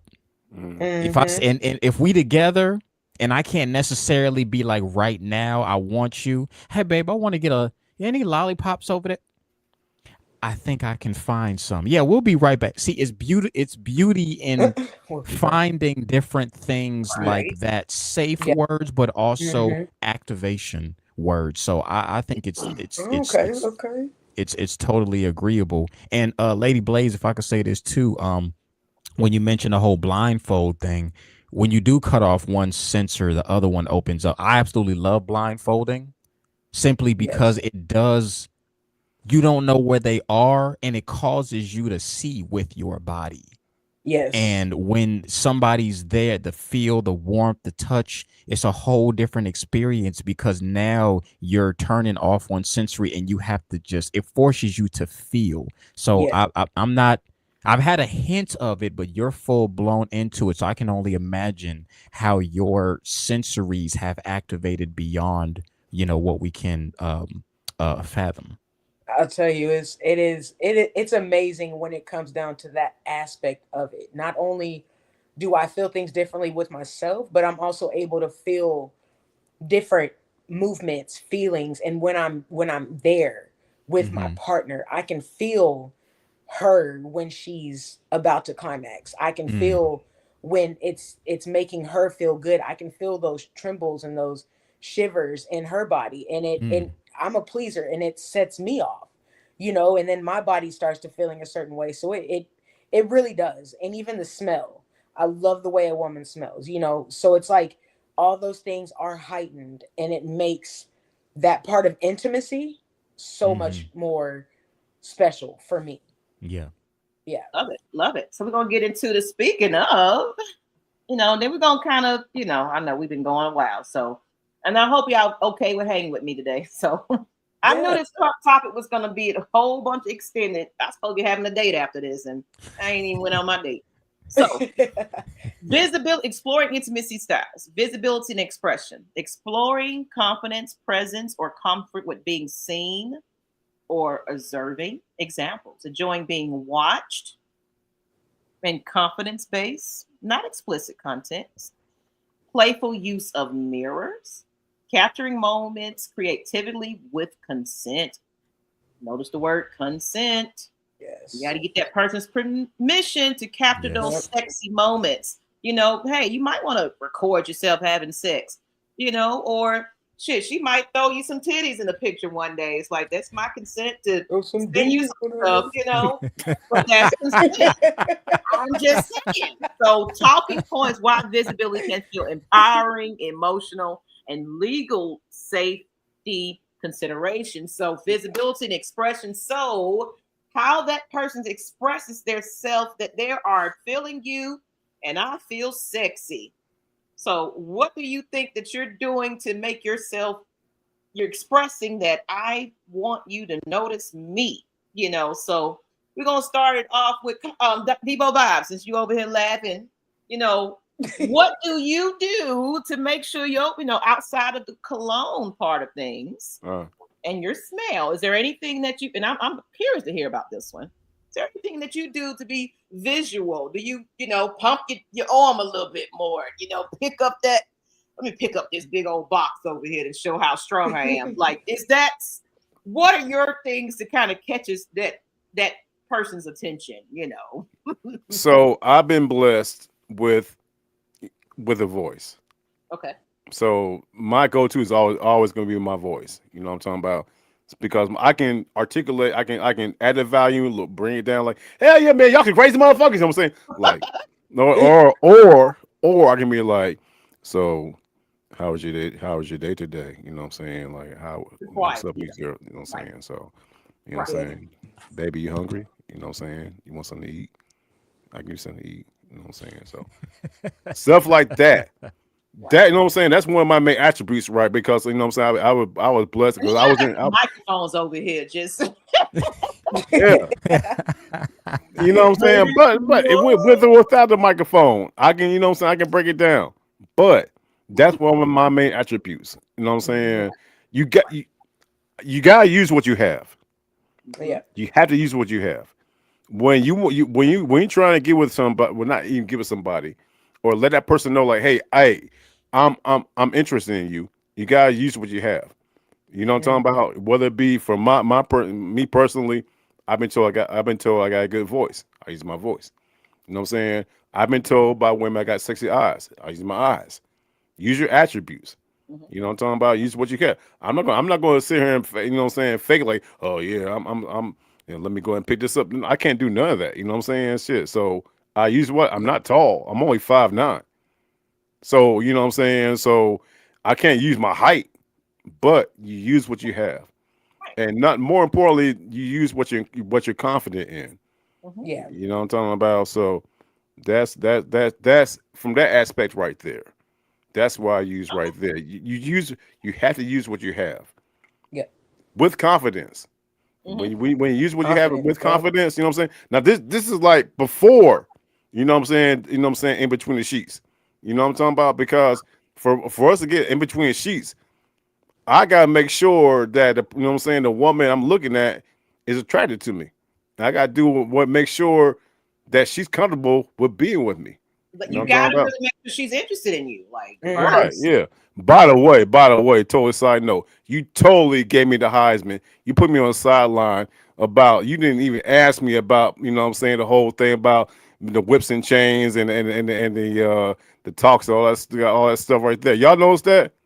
It's on Whips the and Well, you G. know chains. what? Because I know we had that conversation. So go ahead, We Debo. did. All right. No, The whips and real, chains. eh, Are you eh, into the whips and chains?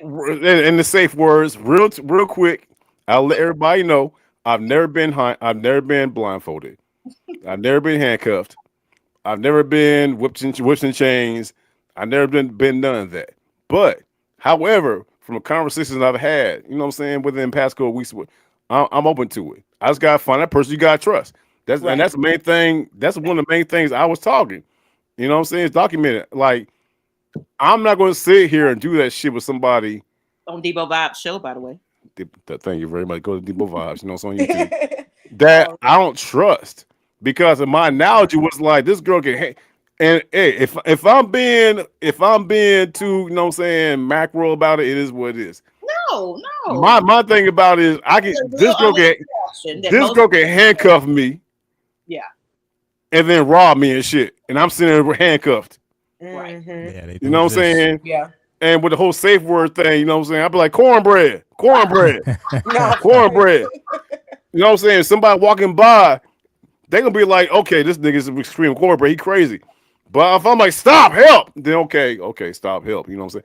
But hopefully one day, and it's on my bucket list, I will partake. I want to partake in what y'all talking about, because from what y'all talking about, that shit sound like a fucking blast. Yeah. It do. Yeah. You know what It I'm saying? doesn't matter who you Getting deal with, outside, too. going outside the box type shit. But you know what? The funny thing is, I got shit in my closet that I don't even touch, for the fact that I like to get shit. You know what I'm saying? Like, well, maybe one day. Mm-hmm. I still don't really find anybody that's into, like, a lot of people have a lot of traumatic experiences where they don't want that. So Right.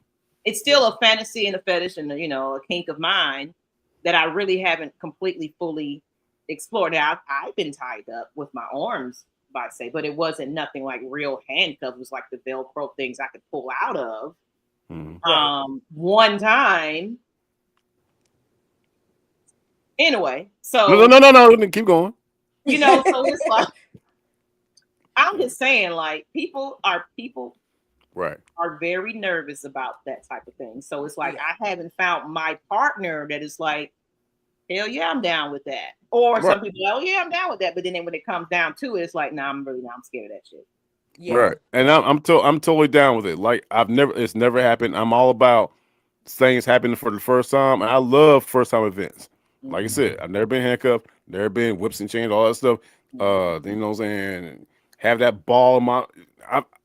I watch porn, so I know what the fuck's going on. Like, you know what I'm saying? The balls in people's mouths and stuff like that. You know what I'm saying? So, never done none of that. But hey, you never know. The right one comes around, your boy, I'll let y'all know. Yeah, it's all about trust and We want to comfortability. hear all about it too. And you finally And get I'm gonna that. tell you, hey, Lady Blair, I'm gonna tell y'all all about it, goddamn. I want to know. I want to know Come on, how tell it the goes. Kandid Room about your Okay, well, I'm telling y'all, man. Yeah, we don't know what's gonna happen. Nobody knows when Debo's going to get whips and chains and handcuffs and everything. But when it happens, though, I'm gonna let y'all know. We're gonna talk about it. You know what I'm saying? I'll do a recap. How about that? Okay. Right. Let me ask y'all this. We're gonna get into our role-based connection styles, and then we got one more part of this one. So my kink is I'm a dominatrix. So I do want to dominate somebody. Where I would like to use whips and guide and affirmations, well, good person, or you're doing, like really being vocal about what they're doing, like praises and things like that. Yeah. I like that shit. Okay. Yeah. So let's just say scenario, I'm your partner and I want to do those things with that partner. Are y'all open to somebody coming into you like, yeah, because I'm the whole person where I will wear the leather and like I want you to have like the collar on and I can pull you and grab you and like really dominate you, like, yeah, you my bitch right now type of deal. Mm-hmm. That's my kink. Yeah. Is that something you guys are into? Any one of you, lady? I think I would be. I have a thing for a dominant woman, right? Mm-hmm. I want to be dominated by the right woman, right? It's all in trust and comfortability. If I'm comfortable with you and I feel like you are going to make me feel like a good girl, you know what I'm saying? Like, I love it. And it really is something about a dominant female that is very sexy and attractive to me. So for me personally, I would totally be into something like that. You know what I'm saying? Like, you sound very educated and stuff on it, you know. So like it's all about being comfortable, you know. Like, of course, I ain't gonna do that with no just random ass person, you know. But yeah, it brings up fantasies in my mind. You know what I'm saying? Just thinking about a dominant woman just to totally dominate me and make me submit. I'm a very dominant person myself. So being able to submit is something that I find attractive and sexy in a way, you know? Okay. Love that answer. Love that answer. Debo vibes. Yeah, for sure. Would you let your woman pull you around and get down on your knees type of thing? You know, would you allow her to? If my woman, well, like I said, you know what I'm saying. You single? Thank you. Yeah, you know what I'm saying. If I found the right one, Right. and if that's what she wanted, again, I'm a pleaser. You know, I'm a pleaser. I'm submissive. I'm a pleaser.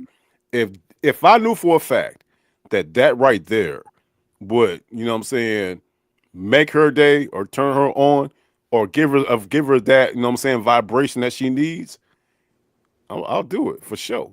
But you know what I'm saying, yeah, for sure. I'll be totally open to it without question. Okay. See, love the Kandid Room where we can kind of express ourselves. This is a safe place, everybody. No judgment zone in case you're late to the show. This is the Kandid Room where we're going to have these spicy topics sometimes. And I want everybody to feel a little bit, you ain't got to reveal nothing you don't want to reveal. It's all about what you want to express here. But all in all, this is where we get into the, you know, education side of things. So we're going to talk about sex. We're going to talk about everything. But you're going to learn something from this as well, is know how to be safe with it. So Cosmic, and then we're going to go into the role-based playing. You know, as far as you know, which if your woman came in there just like trying to dominate you, are you accepting to that? My last relationship, she was one, but it was more so a side job she had. She didn't get to do it on me, but I do. Being a Gemini, it's a hell yes for both. I like to do it. I haven't really extensively get a chance to do it.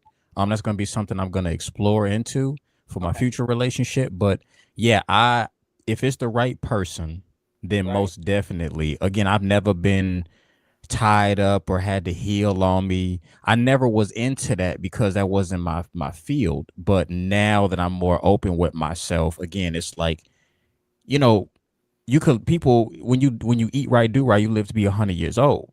So you got to do anything and everything. You don't want to be like, oh, I shoulda, coulda, woulda. So I definitely would be dominated to a certain degree. I'm a tester. You know, let me line. I'm gonna at least try something that seems plausible to me. If I don't like it, I don't like it. If I do, we're gonna add that to the bag, and then vice versa. To where if she wants me to do certain things, again, it goes back into being in control. Where, you know, for me, again, the sound of a woman's voice and tone is that's music to me, to hear her say and do certain things. And, you know, like I said, I've looked at porn plenty of times where I came across women to where they would say rough stuff. And I was just like, oh, shit. It sent a signal through my body to where I never thought that actually existed. So, yeah, finding that place to be able to do that is definitely a yes on both ends for me. Okay.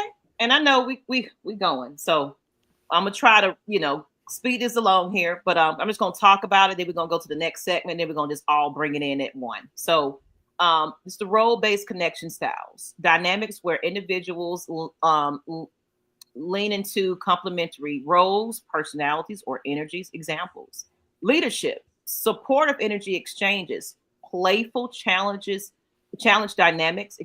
You know, example, the teasing one, the structure one, expressions, character-based or imaginative roles, and talking points, negotiation and communication before engaging. So that's important.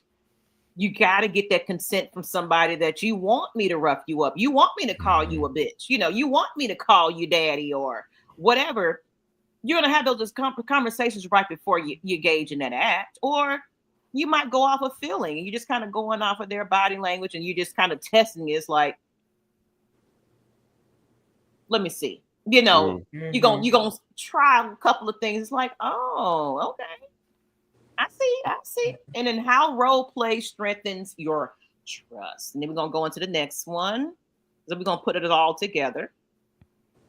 Your emotional and psychological preference ways people connect. Okay, I think we that's the non-sexual. I'm sorry, I had that on twice. So kind of go into that role playing. It's the last part of it. It's just how to be safe with it though. So that's why I said it kind of plays into all of that. Segment 4 is how to explore kinks safely. So, and then we'll just go a big discussion about it at the end here. It's the communication templates. So your template, of course, is, I'm curious about. So you're having that conversation to somebody. And it's like, hey, I'm curious. Do you like your feet to be tickled? Or I'm open to trying oral sex. Or this is a soft limit. So it's like, it's a little, I don't know. It's just kind of pushing it just a little bit for me. Or a hard limit, like, this ain't it for me. Your red flags. So it's like, you saying some stuff I ain't with right now. So that's your safety list. Then of course, after you decide to play with some of these things, the aftercare basics. And I'm going to kind of go into that with a story. Frequent and communication. Discussing do's and don'ts in advance, as well as discussing do's and don'ts. Oh, it's in twice. Sorry, y'all. Chat GPT sometimes. Perfect. Not perfect sometimes. So y'all get what I'm saying. So yeah, being safe with it. So I'm going to say this without giving too much. But I had a person that did not care too much for penetration, if you will, because of some traumatic things that happened to them in their life. Now, they felt comfortable and safe with me with just finger play, if you know what I mean. Mm-hmm. Yeah. But on insertion of other things like toys and things like that, it was no. It was a hell no. But that person started to get extremely comfortable because, of course, having a lot of sex. So they felt safer and actually was like, you know what? I will actually allow you to try that on me. But what happened was we did. I took my time with it and, tried to be as gentle as I could possibly be with it. But then that person tensed up still because of the traumatic experience that happened to them. Now, I could have been ruthless, like, fuck you, and this is what you're getting right about now. But no, I backed all the way back, and it was like, it's okay. It's okay. You tried it, you and it was like, no, it's too traumatic for me. Mm. That's why I wanted to tell that story, because it's like, no doesn't always necessarily mean yes. Right. For sure. Well, yeah, for sure. Yeah, right. You know what I'm saying? Right. Like, if they're really looking terrifying, and of course I know there's some sick individuals. We can get real deep in that, but we ain't gonna go there. But there are some sick individuals that get a pleasure out that. Yeah. You know what I'm saying? You get what I'm saying? So it's like, I could have been a total asshole, and it was like, well, you told me, and I would have just took a whole advantage of that. But people gotta be careful with that. Yeah. You know what I'm saying?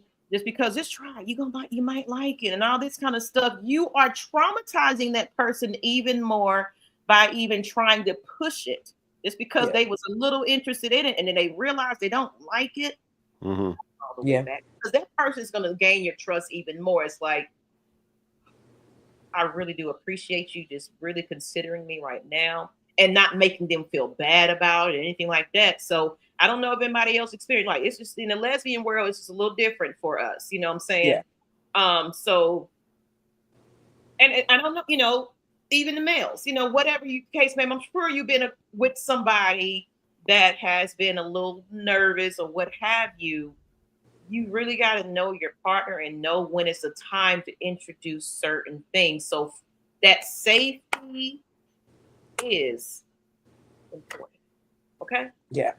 That's why I want to bring that segment up and put that all together. So, Lady Blaze, just kind of what we're talking about right there.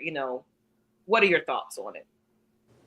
I think it's very important to listen to your partner and never go against anything that they don't want, you know, because like you said, you could be traumatizing that person even more. You could be taking them through a situation even more. Like there's certain I've never been, you know, traumatized like that as a child or anything like that. So it's like, but I've been with people who have been, you know, so it's like taking your time and getting to know, getting to understand them and what they do like and what they don't like and what could be their triggers, because you don't want to send them in to a different spot. I love for my partner, my person, whoever, to be comfortable with me.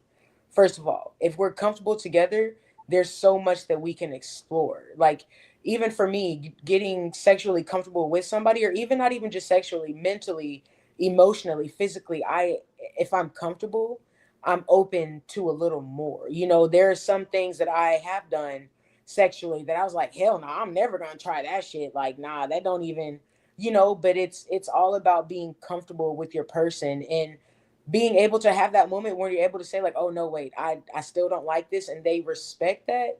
That means the most, and it kind of makes you want to just give in, not to what you don't like, but just give into them more as a person and just be more connected with them, not even just sexually, you know, but mentally, emotionally, and all of that. So like all of that really does tie in together, and it's very, very important to listen and even be able to express yourself. You have to be comfortable and let your partner trust you, and also have somebody you can trust at the end of the day, or I just feel like it ain't gonna go nowhere. You know what I'm saying? That's just real shit. Mhm. Okay. I love it. I love it. I love it. I love the way you explained that.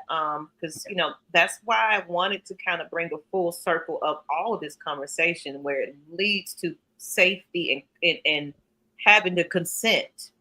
Yeah. That is like my thing is I'm not even into somebody that's sloppy as drunk. If you Mm-hmm. are sloppy as drunk, for one thing, I'm turned off by it. Right. At the same time, you're not in your conscious state of mind. Yeah, you're all over me, but you're gonna wake up and not remember that moment. Yeah. You know, Yep. I've been a heavy drinker at some point in my life where I blacked out. This is my truth. Where I don't remember anything that was happening at that moment. And I even asked questions like, how was I acting? But I was drinking heavy at home, thinking I'm feeling safe and things like Right. that. Right. So I'm indulging in a little bit more, but then I blacked the fuck out. And sometimes I was mad at myself because it's like it's an intimate moment I wanted to enjoy, and I don't. Mm-hmm. But I looked at it in a scientific state. It can be genetic. Yeah. My biological father is an alcoholic, where he bipolar and everything. He blacks out and want to fight everybody and everything else. So I knew that trait of me later on down in my life when I was going through some depression and things like that, where I was drinking cups, no Yeah. chase. Yeah. It's I'm feeling good for that moment. Then of course I'm waking up naked as fuck. Like the Mhm. fuck happened here? Now I'm with Yeah. somebody I trust and care about, but I'm feeling bad because I did it again. So that's my real candid moment to tell y'all that it can be a scary thing when you're in a place of a blackoutness and you don't know what's going on and Yeah. what people Yeah. have done to you and everything else. So please, people, I say this: don't go out these streets. Don't leave your cup down and walk away. Don't watch that person pouring your shit. If you gotta bring your Yeah. own shit, bring your own shit. Yeah. But be safe. Please. I'm gonna put this on mute. I got somebody calling me. Mr. Cosby, you want to go in on that? We're gonna probably go ahead and wrap this up. Yeah, yeah. Again, totally agree. One of the things that I'm doing now is 100% consent. Where I mean, to me, I've never really had a problem where the women were always specifically coming after me, so the consent was there. But I do remember one point where I got so again, I've been in that drunk phase as well too, where I went through that part of my life, and Yeah. Mhm. I realize now when I think about it, years ago, I was actually raped. But it wasn't hold you down, do all this. It was taken advantage of because there was Yeah. a woman who liked me so badly And every time I kept saying no, she wasn't trying to hear that. She was attractive, Mm-hmm. but again, it was, I really didn't want to deal with it until one day we went out drinking. I got fucked up drunk. She took me to, help me to my car. And of course, she was messing with me. But as a man, I realized just because it's a woman, I like it. Still, you Mhm. didn't really want to deal with her from the jump. So Yep. even though we ended up, I got some good head, it was still, I got caught in a web where I'm going off of, well, we did it once and it feel good. You know what? I'm getting some. But it's like, no, you never really wanted to be able to do that. So that is very important because sometimes people won't speak up. Mm-hmm. Yeah. Yeah. And that'll get you, that is dangerous because, and you will never know, because some people are very good at shying away from lying and, oh no, yeah, I do like it, really, when they don't. And then you don't even know about it. Then years later, you find out it may explode. I never wanted to do it, and you never listened to me, or you never said anything. So, rule Yeah. number one for me now is intention. If we gonna mess around, again, I don't do one night stands, but I can't predict if I may find somebody who fucking amazing and great, and it may happen. But I'm looking at it now. You can't be drunk because, like you said, I want you to remember what the fuck going on. I want you to Right. walk away being like, "Ooh, I was treated great." I don't want to be. I don't remember that shit because that's not cool. It's not Right. sexy to me. But also, like I said, what's your intentions? I don't want you. I'm thinking it's just gonna be a one-time thing, or we just having a good energy exchange tonight. But you all over me, so now I'm just like, what are we doing? You know what I'm saying? What's the intentions behind this? And is this okay? Yeah. Because even when I discovered about what energy exchange was, shit, I don't let everybody connect with me anymore, even if it's not all the way sex. I don't let you get too close to me, because if you got fucked up energy and we get intimate, even if it's Yeah. just foreplay, you rub, just like how cologne and perfume rub off on you. It's the same thing with energy. You Yeah. mess with the wrong person, all of a Mm-hmm. sudden you upset, Yeah. you got issues, and you don't, man, why am I feeling this way? Because you got a dose of connecting with them. And now if you don't know how to rub that off, you having them, it's like a guitar.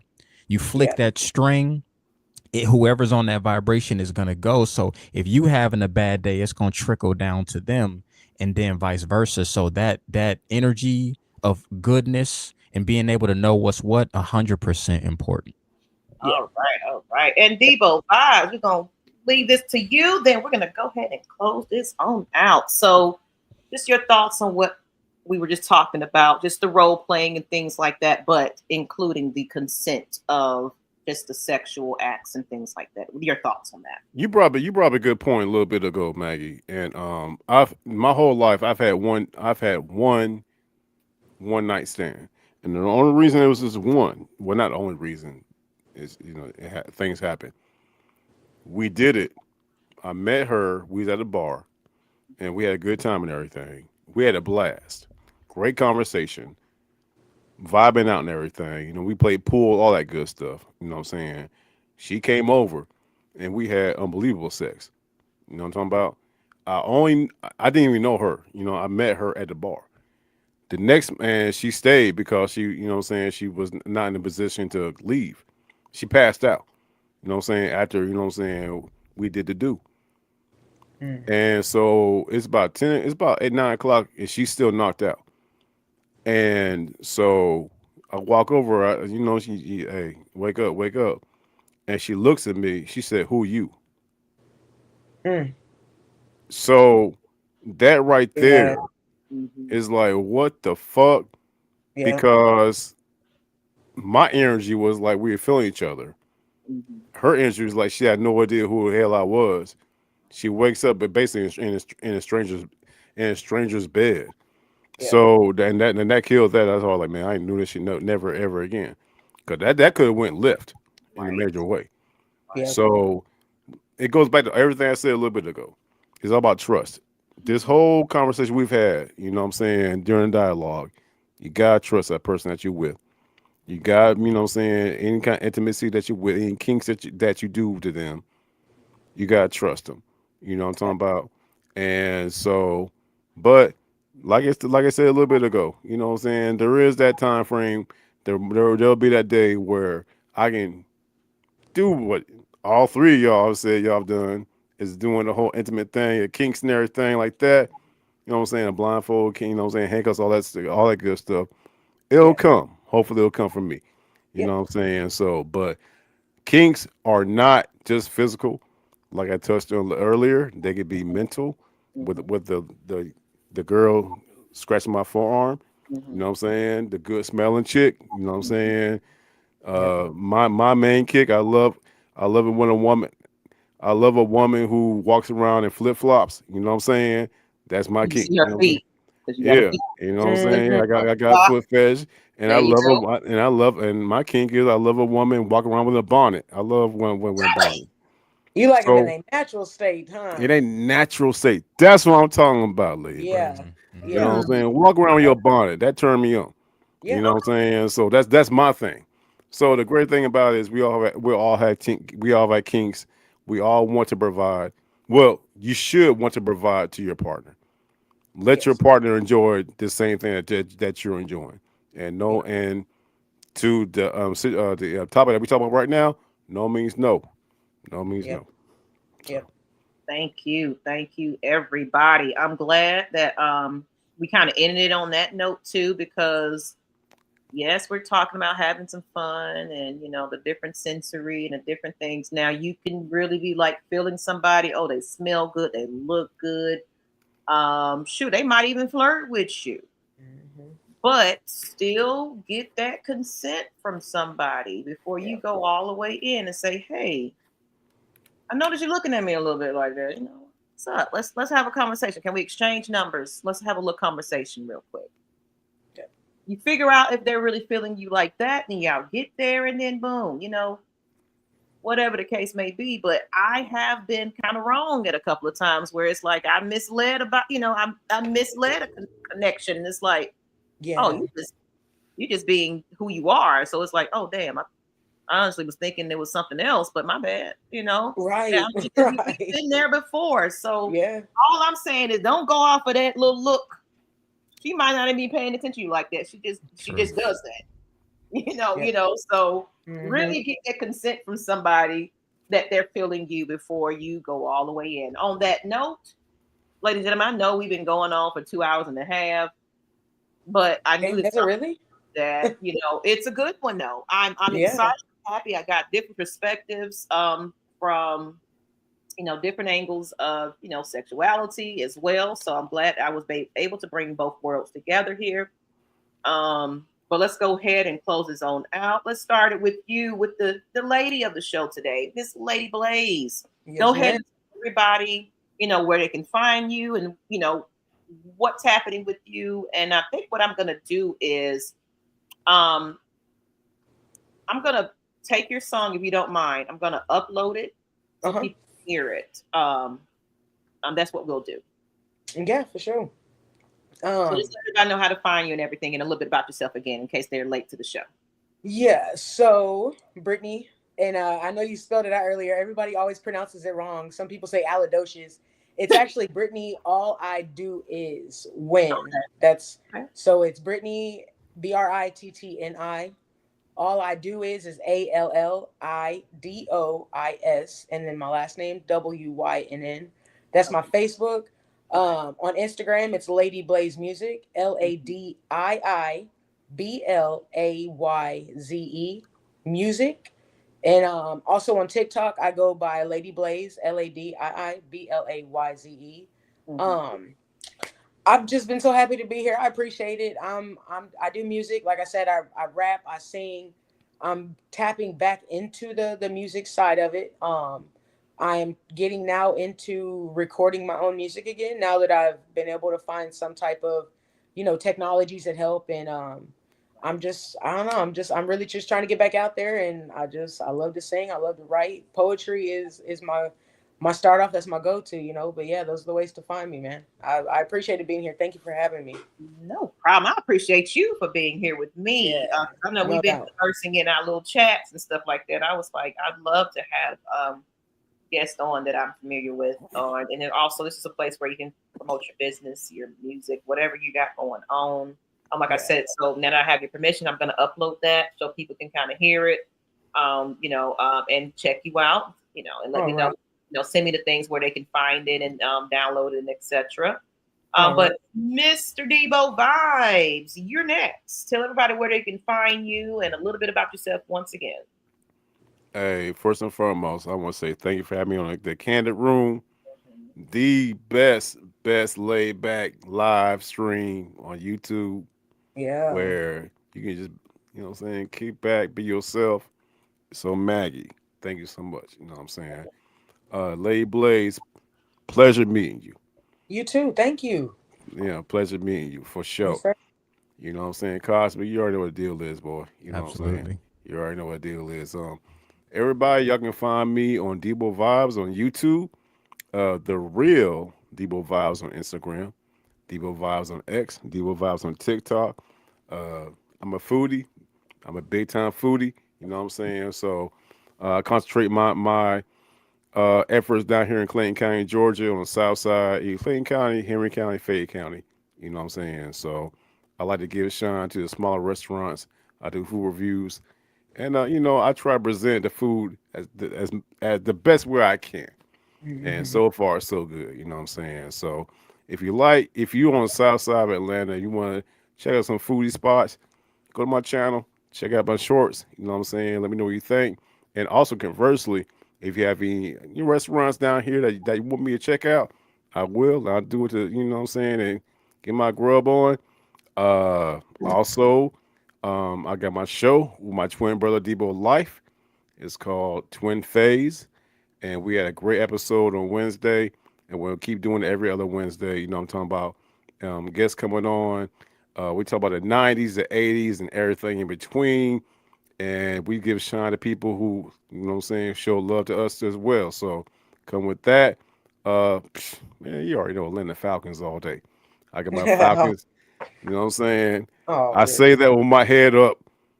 Don't be saying no all Blaze. Don't be saying that all. I say with my head up, Hey, I gotta unfortunately. say it with my head up too, man. I'm a Cowboys fan, so you got to keep the head up, ride or Oh well, die. you went through it last night then, so Oh yeah. man, Yeah, man, it's all you feel the pain. You feel the I pain. do, I do. But you gotta be a fan. You gotta stay a fan. You know what I'm talking Right, true about? loyalty, yeah, for sure. Yeah, you know what I'm talking about. But that's where you find your boy. But like I said, man, I'm gonna get big time shout out to Maggie.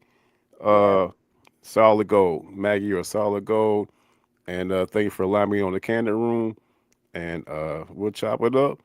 And the Candid Room with Maggie T. Fridays, 8 o'clock. Y'all see what it is. Hey, it's going up. So y'all know what the deal is. facts. Tap in. That's what's But up. thank you, Debo Vibes. And then Mr. Cosmic. Y'all known him from the beginning of this Candid Room. So go ahead and let everybody know who you are and where they can find you. Absolutely. Again, like everybody said, shout out to you, Maggie, for, making the Candid Room possible where, Champagne Confessions become everybody's truth, and we feel it's a safe place. Debo Vibes again, my brother, Madam Blaze again. Pleasure as always. We are all in good energies on that same vibe. Likewise. So starting that off right. Yeah. I am on multiple platforms on TikTok. You can find me at the Cosmic Mindset. I started getting into music, surprisingly, out of the blue. Again, I'm the one who, did the song The Candid Room for Maggie, and I do illustrations as well too. So it's a mixture because again, I can't stop being a Gemini, so it's between music and teaching. It juggles around, but TikTok, Yeah. the Cosmic Mindset. YouTube is Cosmic Mindset 713, and that one is specifically my teachings, so that's definitely I haven't been on there much, but again, it's starting things up. I just got back on Facebook, and I just my name Aaron Rose on there. That's the community base wise. That's going to be another place where you could start seeing me. Like I'm dumping everything on there right now to get back to the people. And my music is, if you go to Spotify and you type in Cosmic Mindset, you'll see my channel. Right now I only have about 4 or 5 songs out, but I have a plethora of them, so that's going to be dishing out right there as well too. So again, find me on all platforms, literally Cosmic Mindset or the Cosmic Producer Mindset in 713. Yes. uh Maggie behind T my Atlanta is Falcons Nation song and mm-hmm. everything. Yep. So Yep. So yeah, again, I always a got to check it pleasure. out. This is awesome. a great place to be, and I'm just overall excited. And again, the meditations, stay tuned for that, because that's what I'm gonna be dishing out a lot more now that I'm doing my music. I'm gonna be dropping some meditation albums coming soon. So 2026 is gonna be epic. Nice. Okay. And we're gonna make a big announcement one day. Oh yes. Oh yes. We waiting on that. So on that note, ladies and gentlemen, thank you for joining us tonight, everybody in the chat. If you're watching and you was too shy to talk about it, that's all right. I know y'all kinky. That's all right. You ain't gotta tell nobody. You can come back and watch about it. And, Everybody got a kink in them. you can private message me like, yeah, I was watching that and I agree. Well, okay, that's fine. Okay. You know what I'm saying? I told you we're gonna push a little envelope here every now and then. So this show, put your kids away. Okay. All right. On that note, good night, everybody. You already know me, Miss Maggie T Productions. You can find me on any platform, as well as now I have a Spotify, iTunes playlist as well of music. She sure do. First, the Cosmic Mindset, where my theme song to the Kandid Room, as well as I do have a song dedicated to my life journey, as well as my Atlanta Falcons Nation Rise song that's going to hype up the Atlanta Falcons fans. So, and more to come, because we've been talking about some different music too. So, on that note, ladies and gentlemen, good night. This is Kandid Room, of course, where your champagne kisses become confessions. So, on that note, get out of here. I got a date and I'm late. So, good night. All right, y'all. Good night, everybody. It was nice meeting you. Peace. I already know.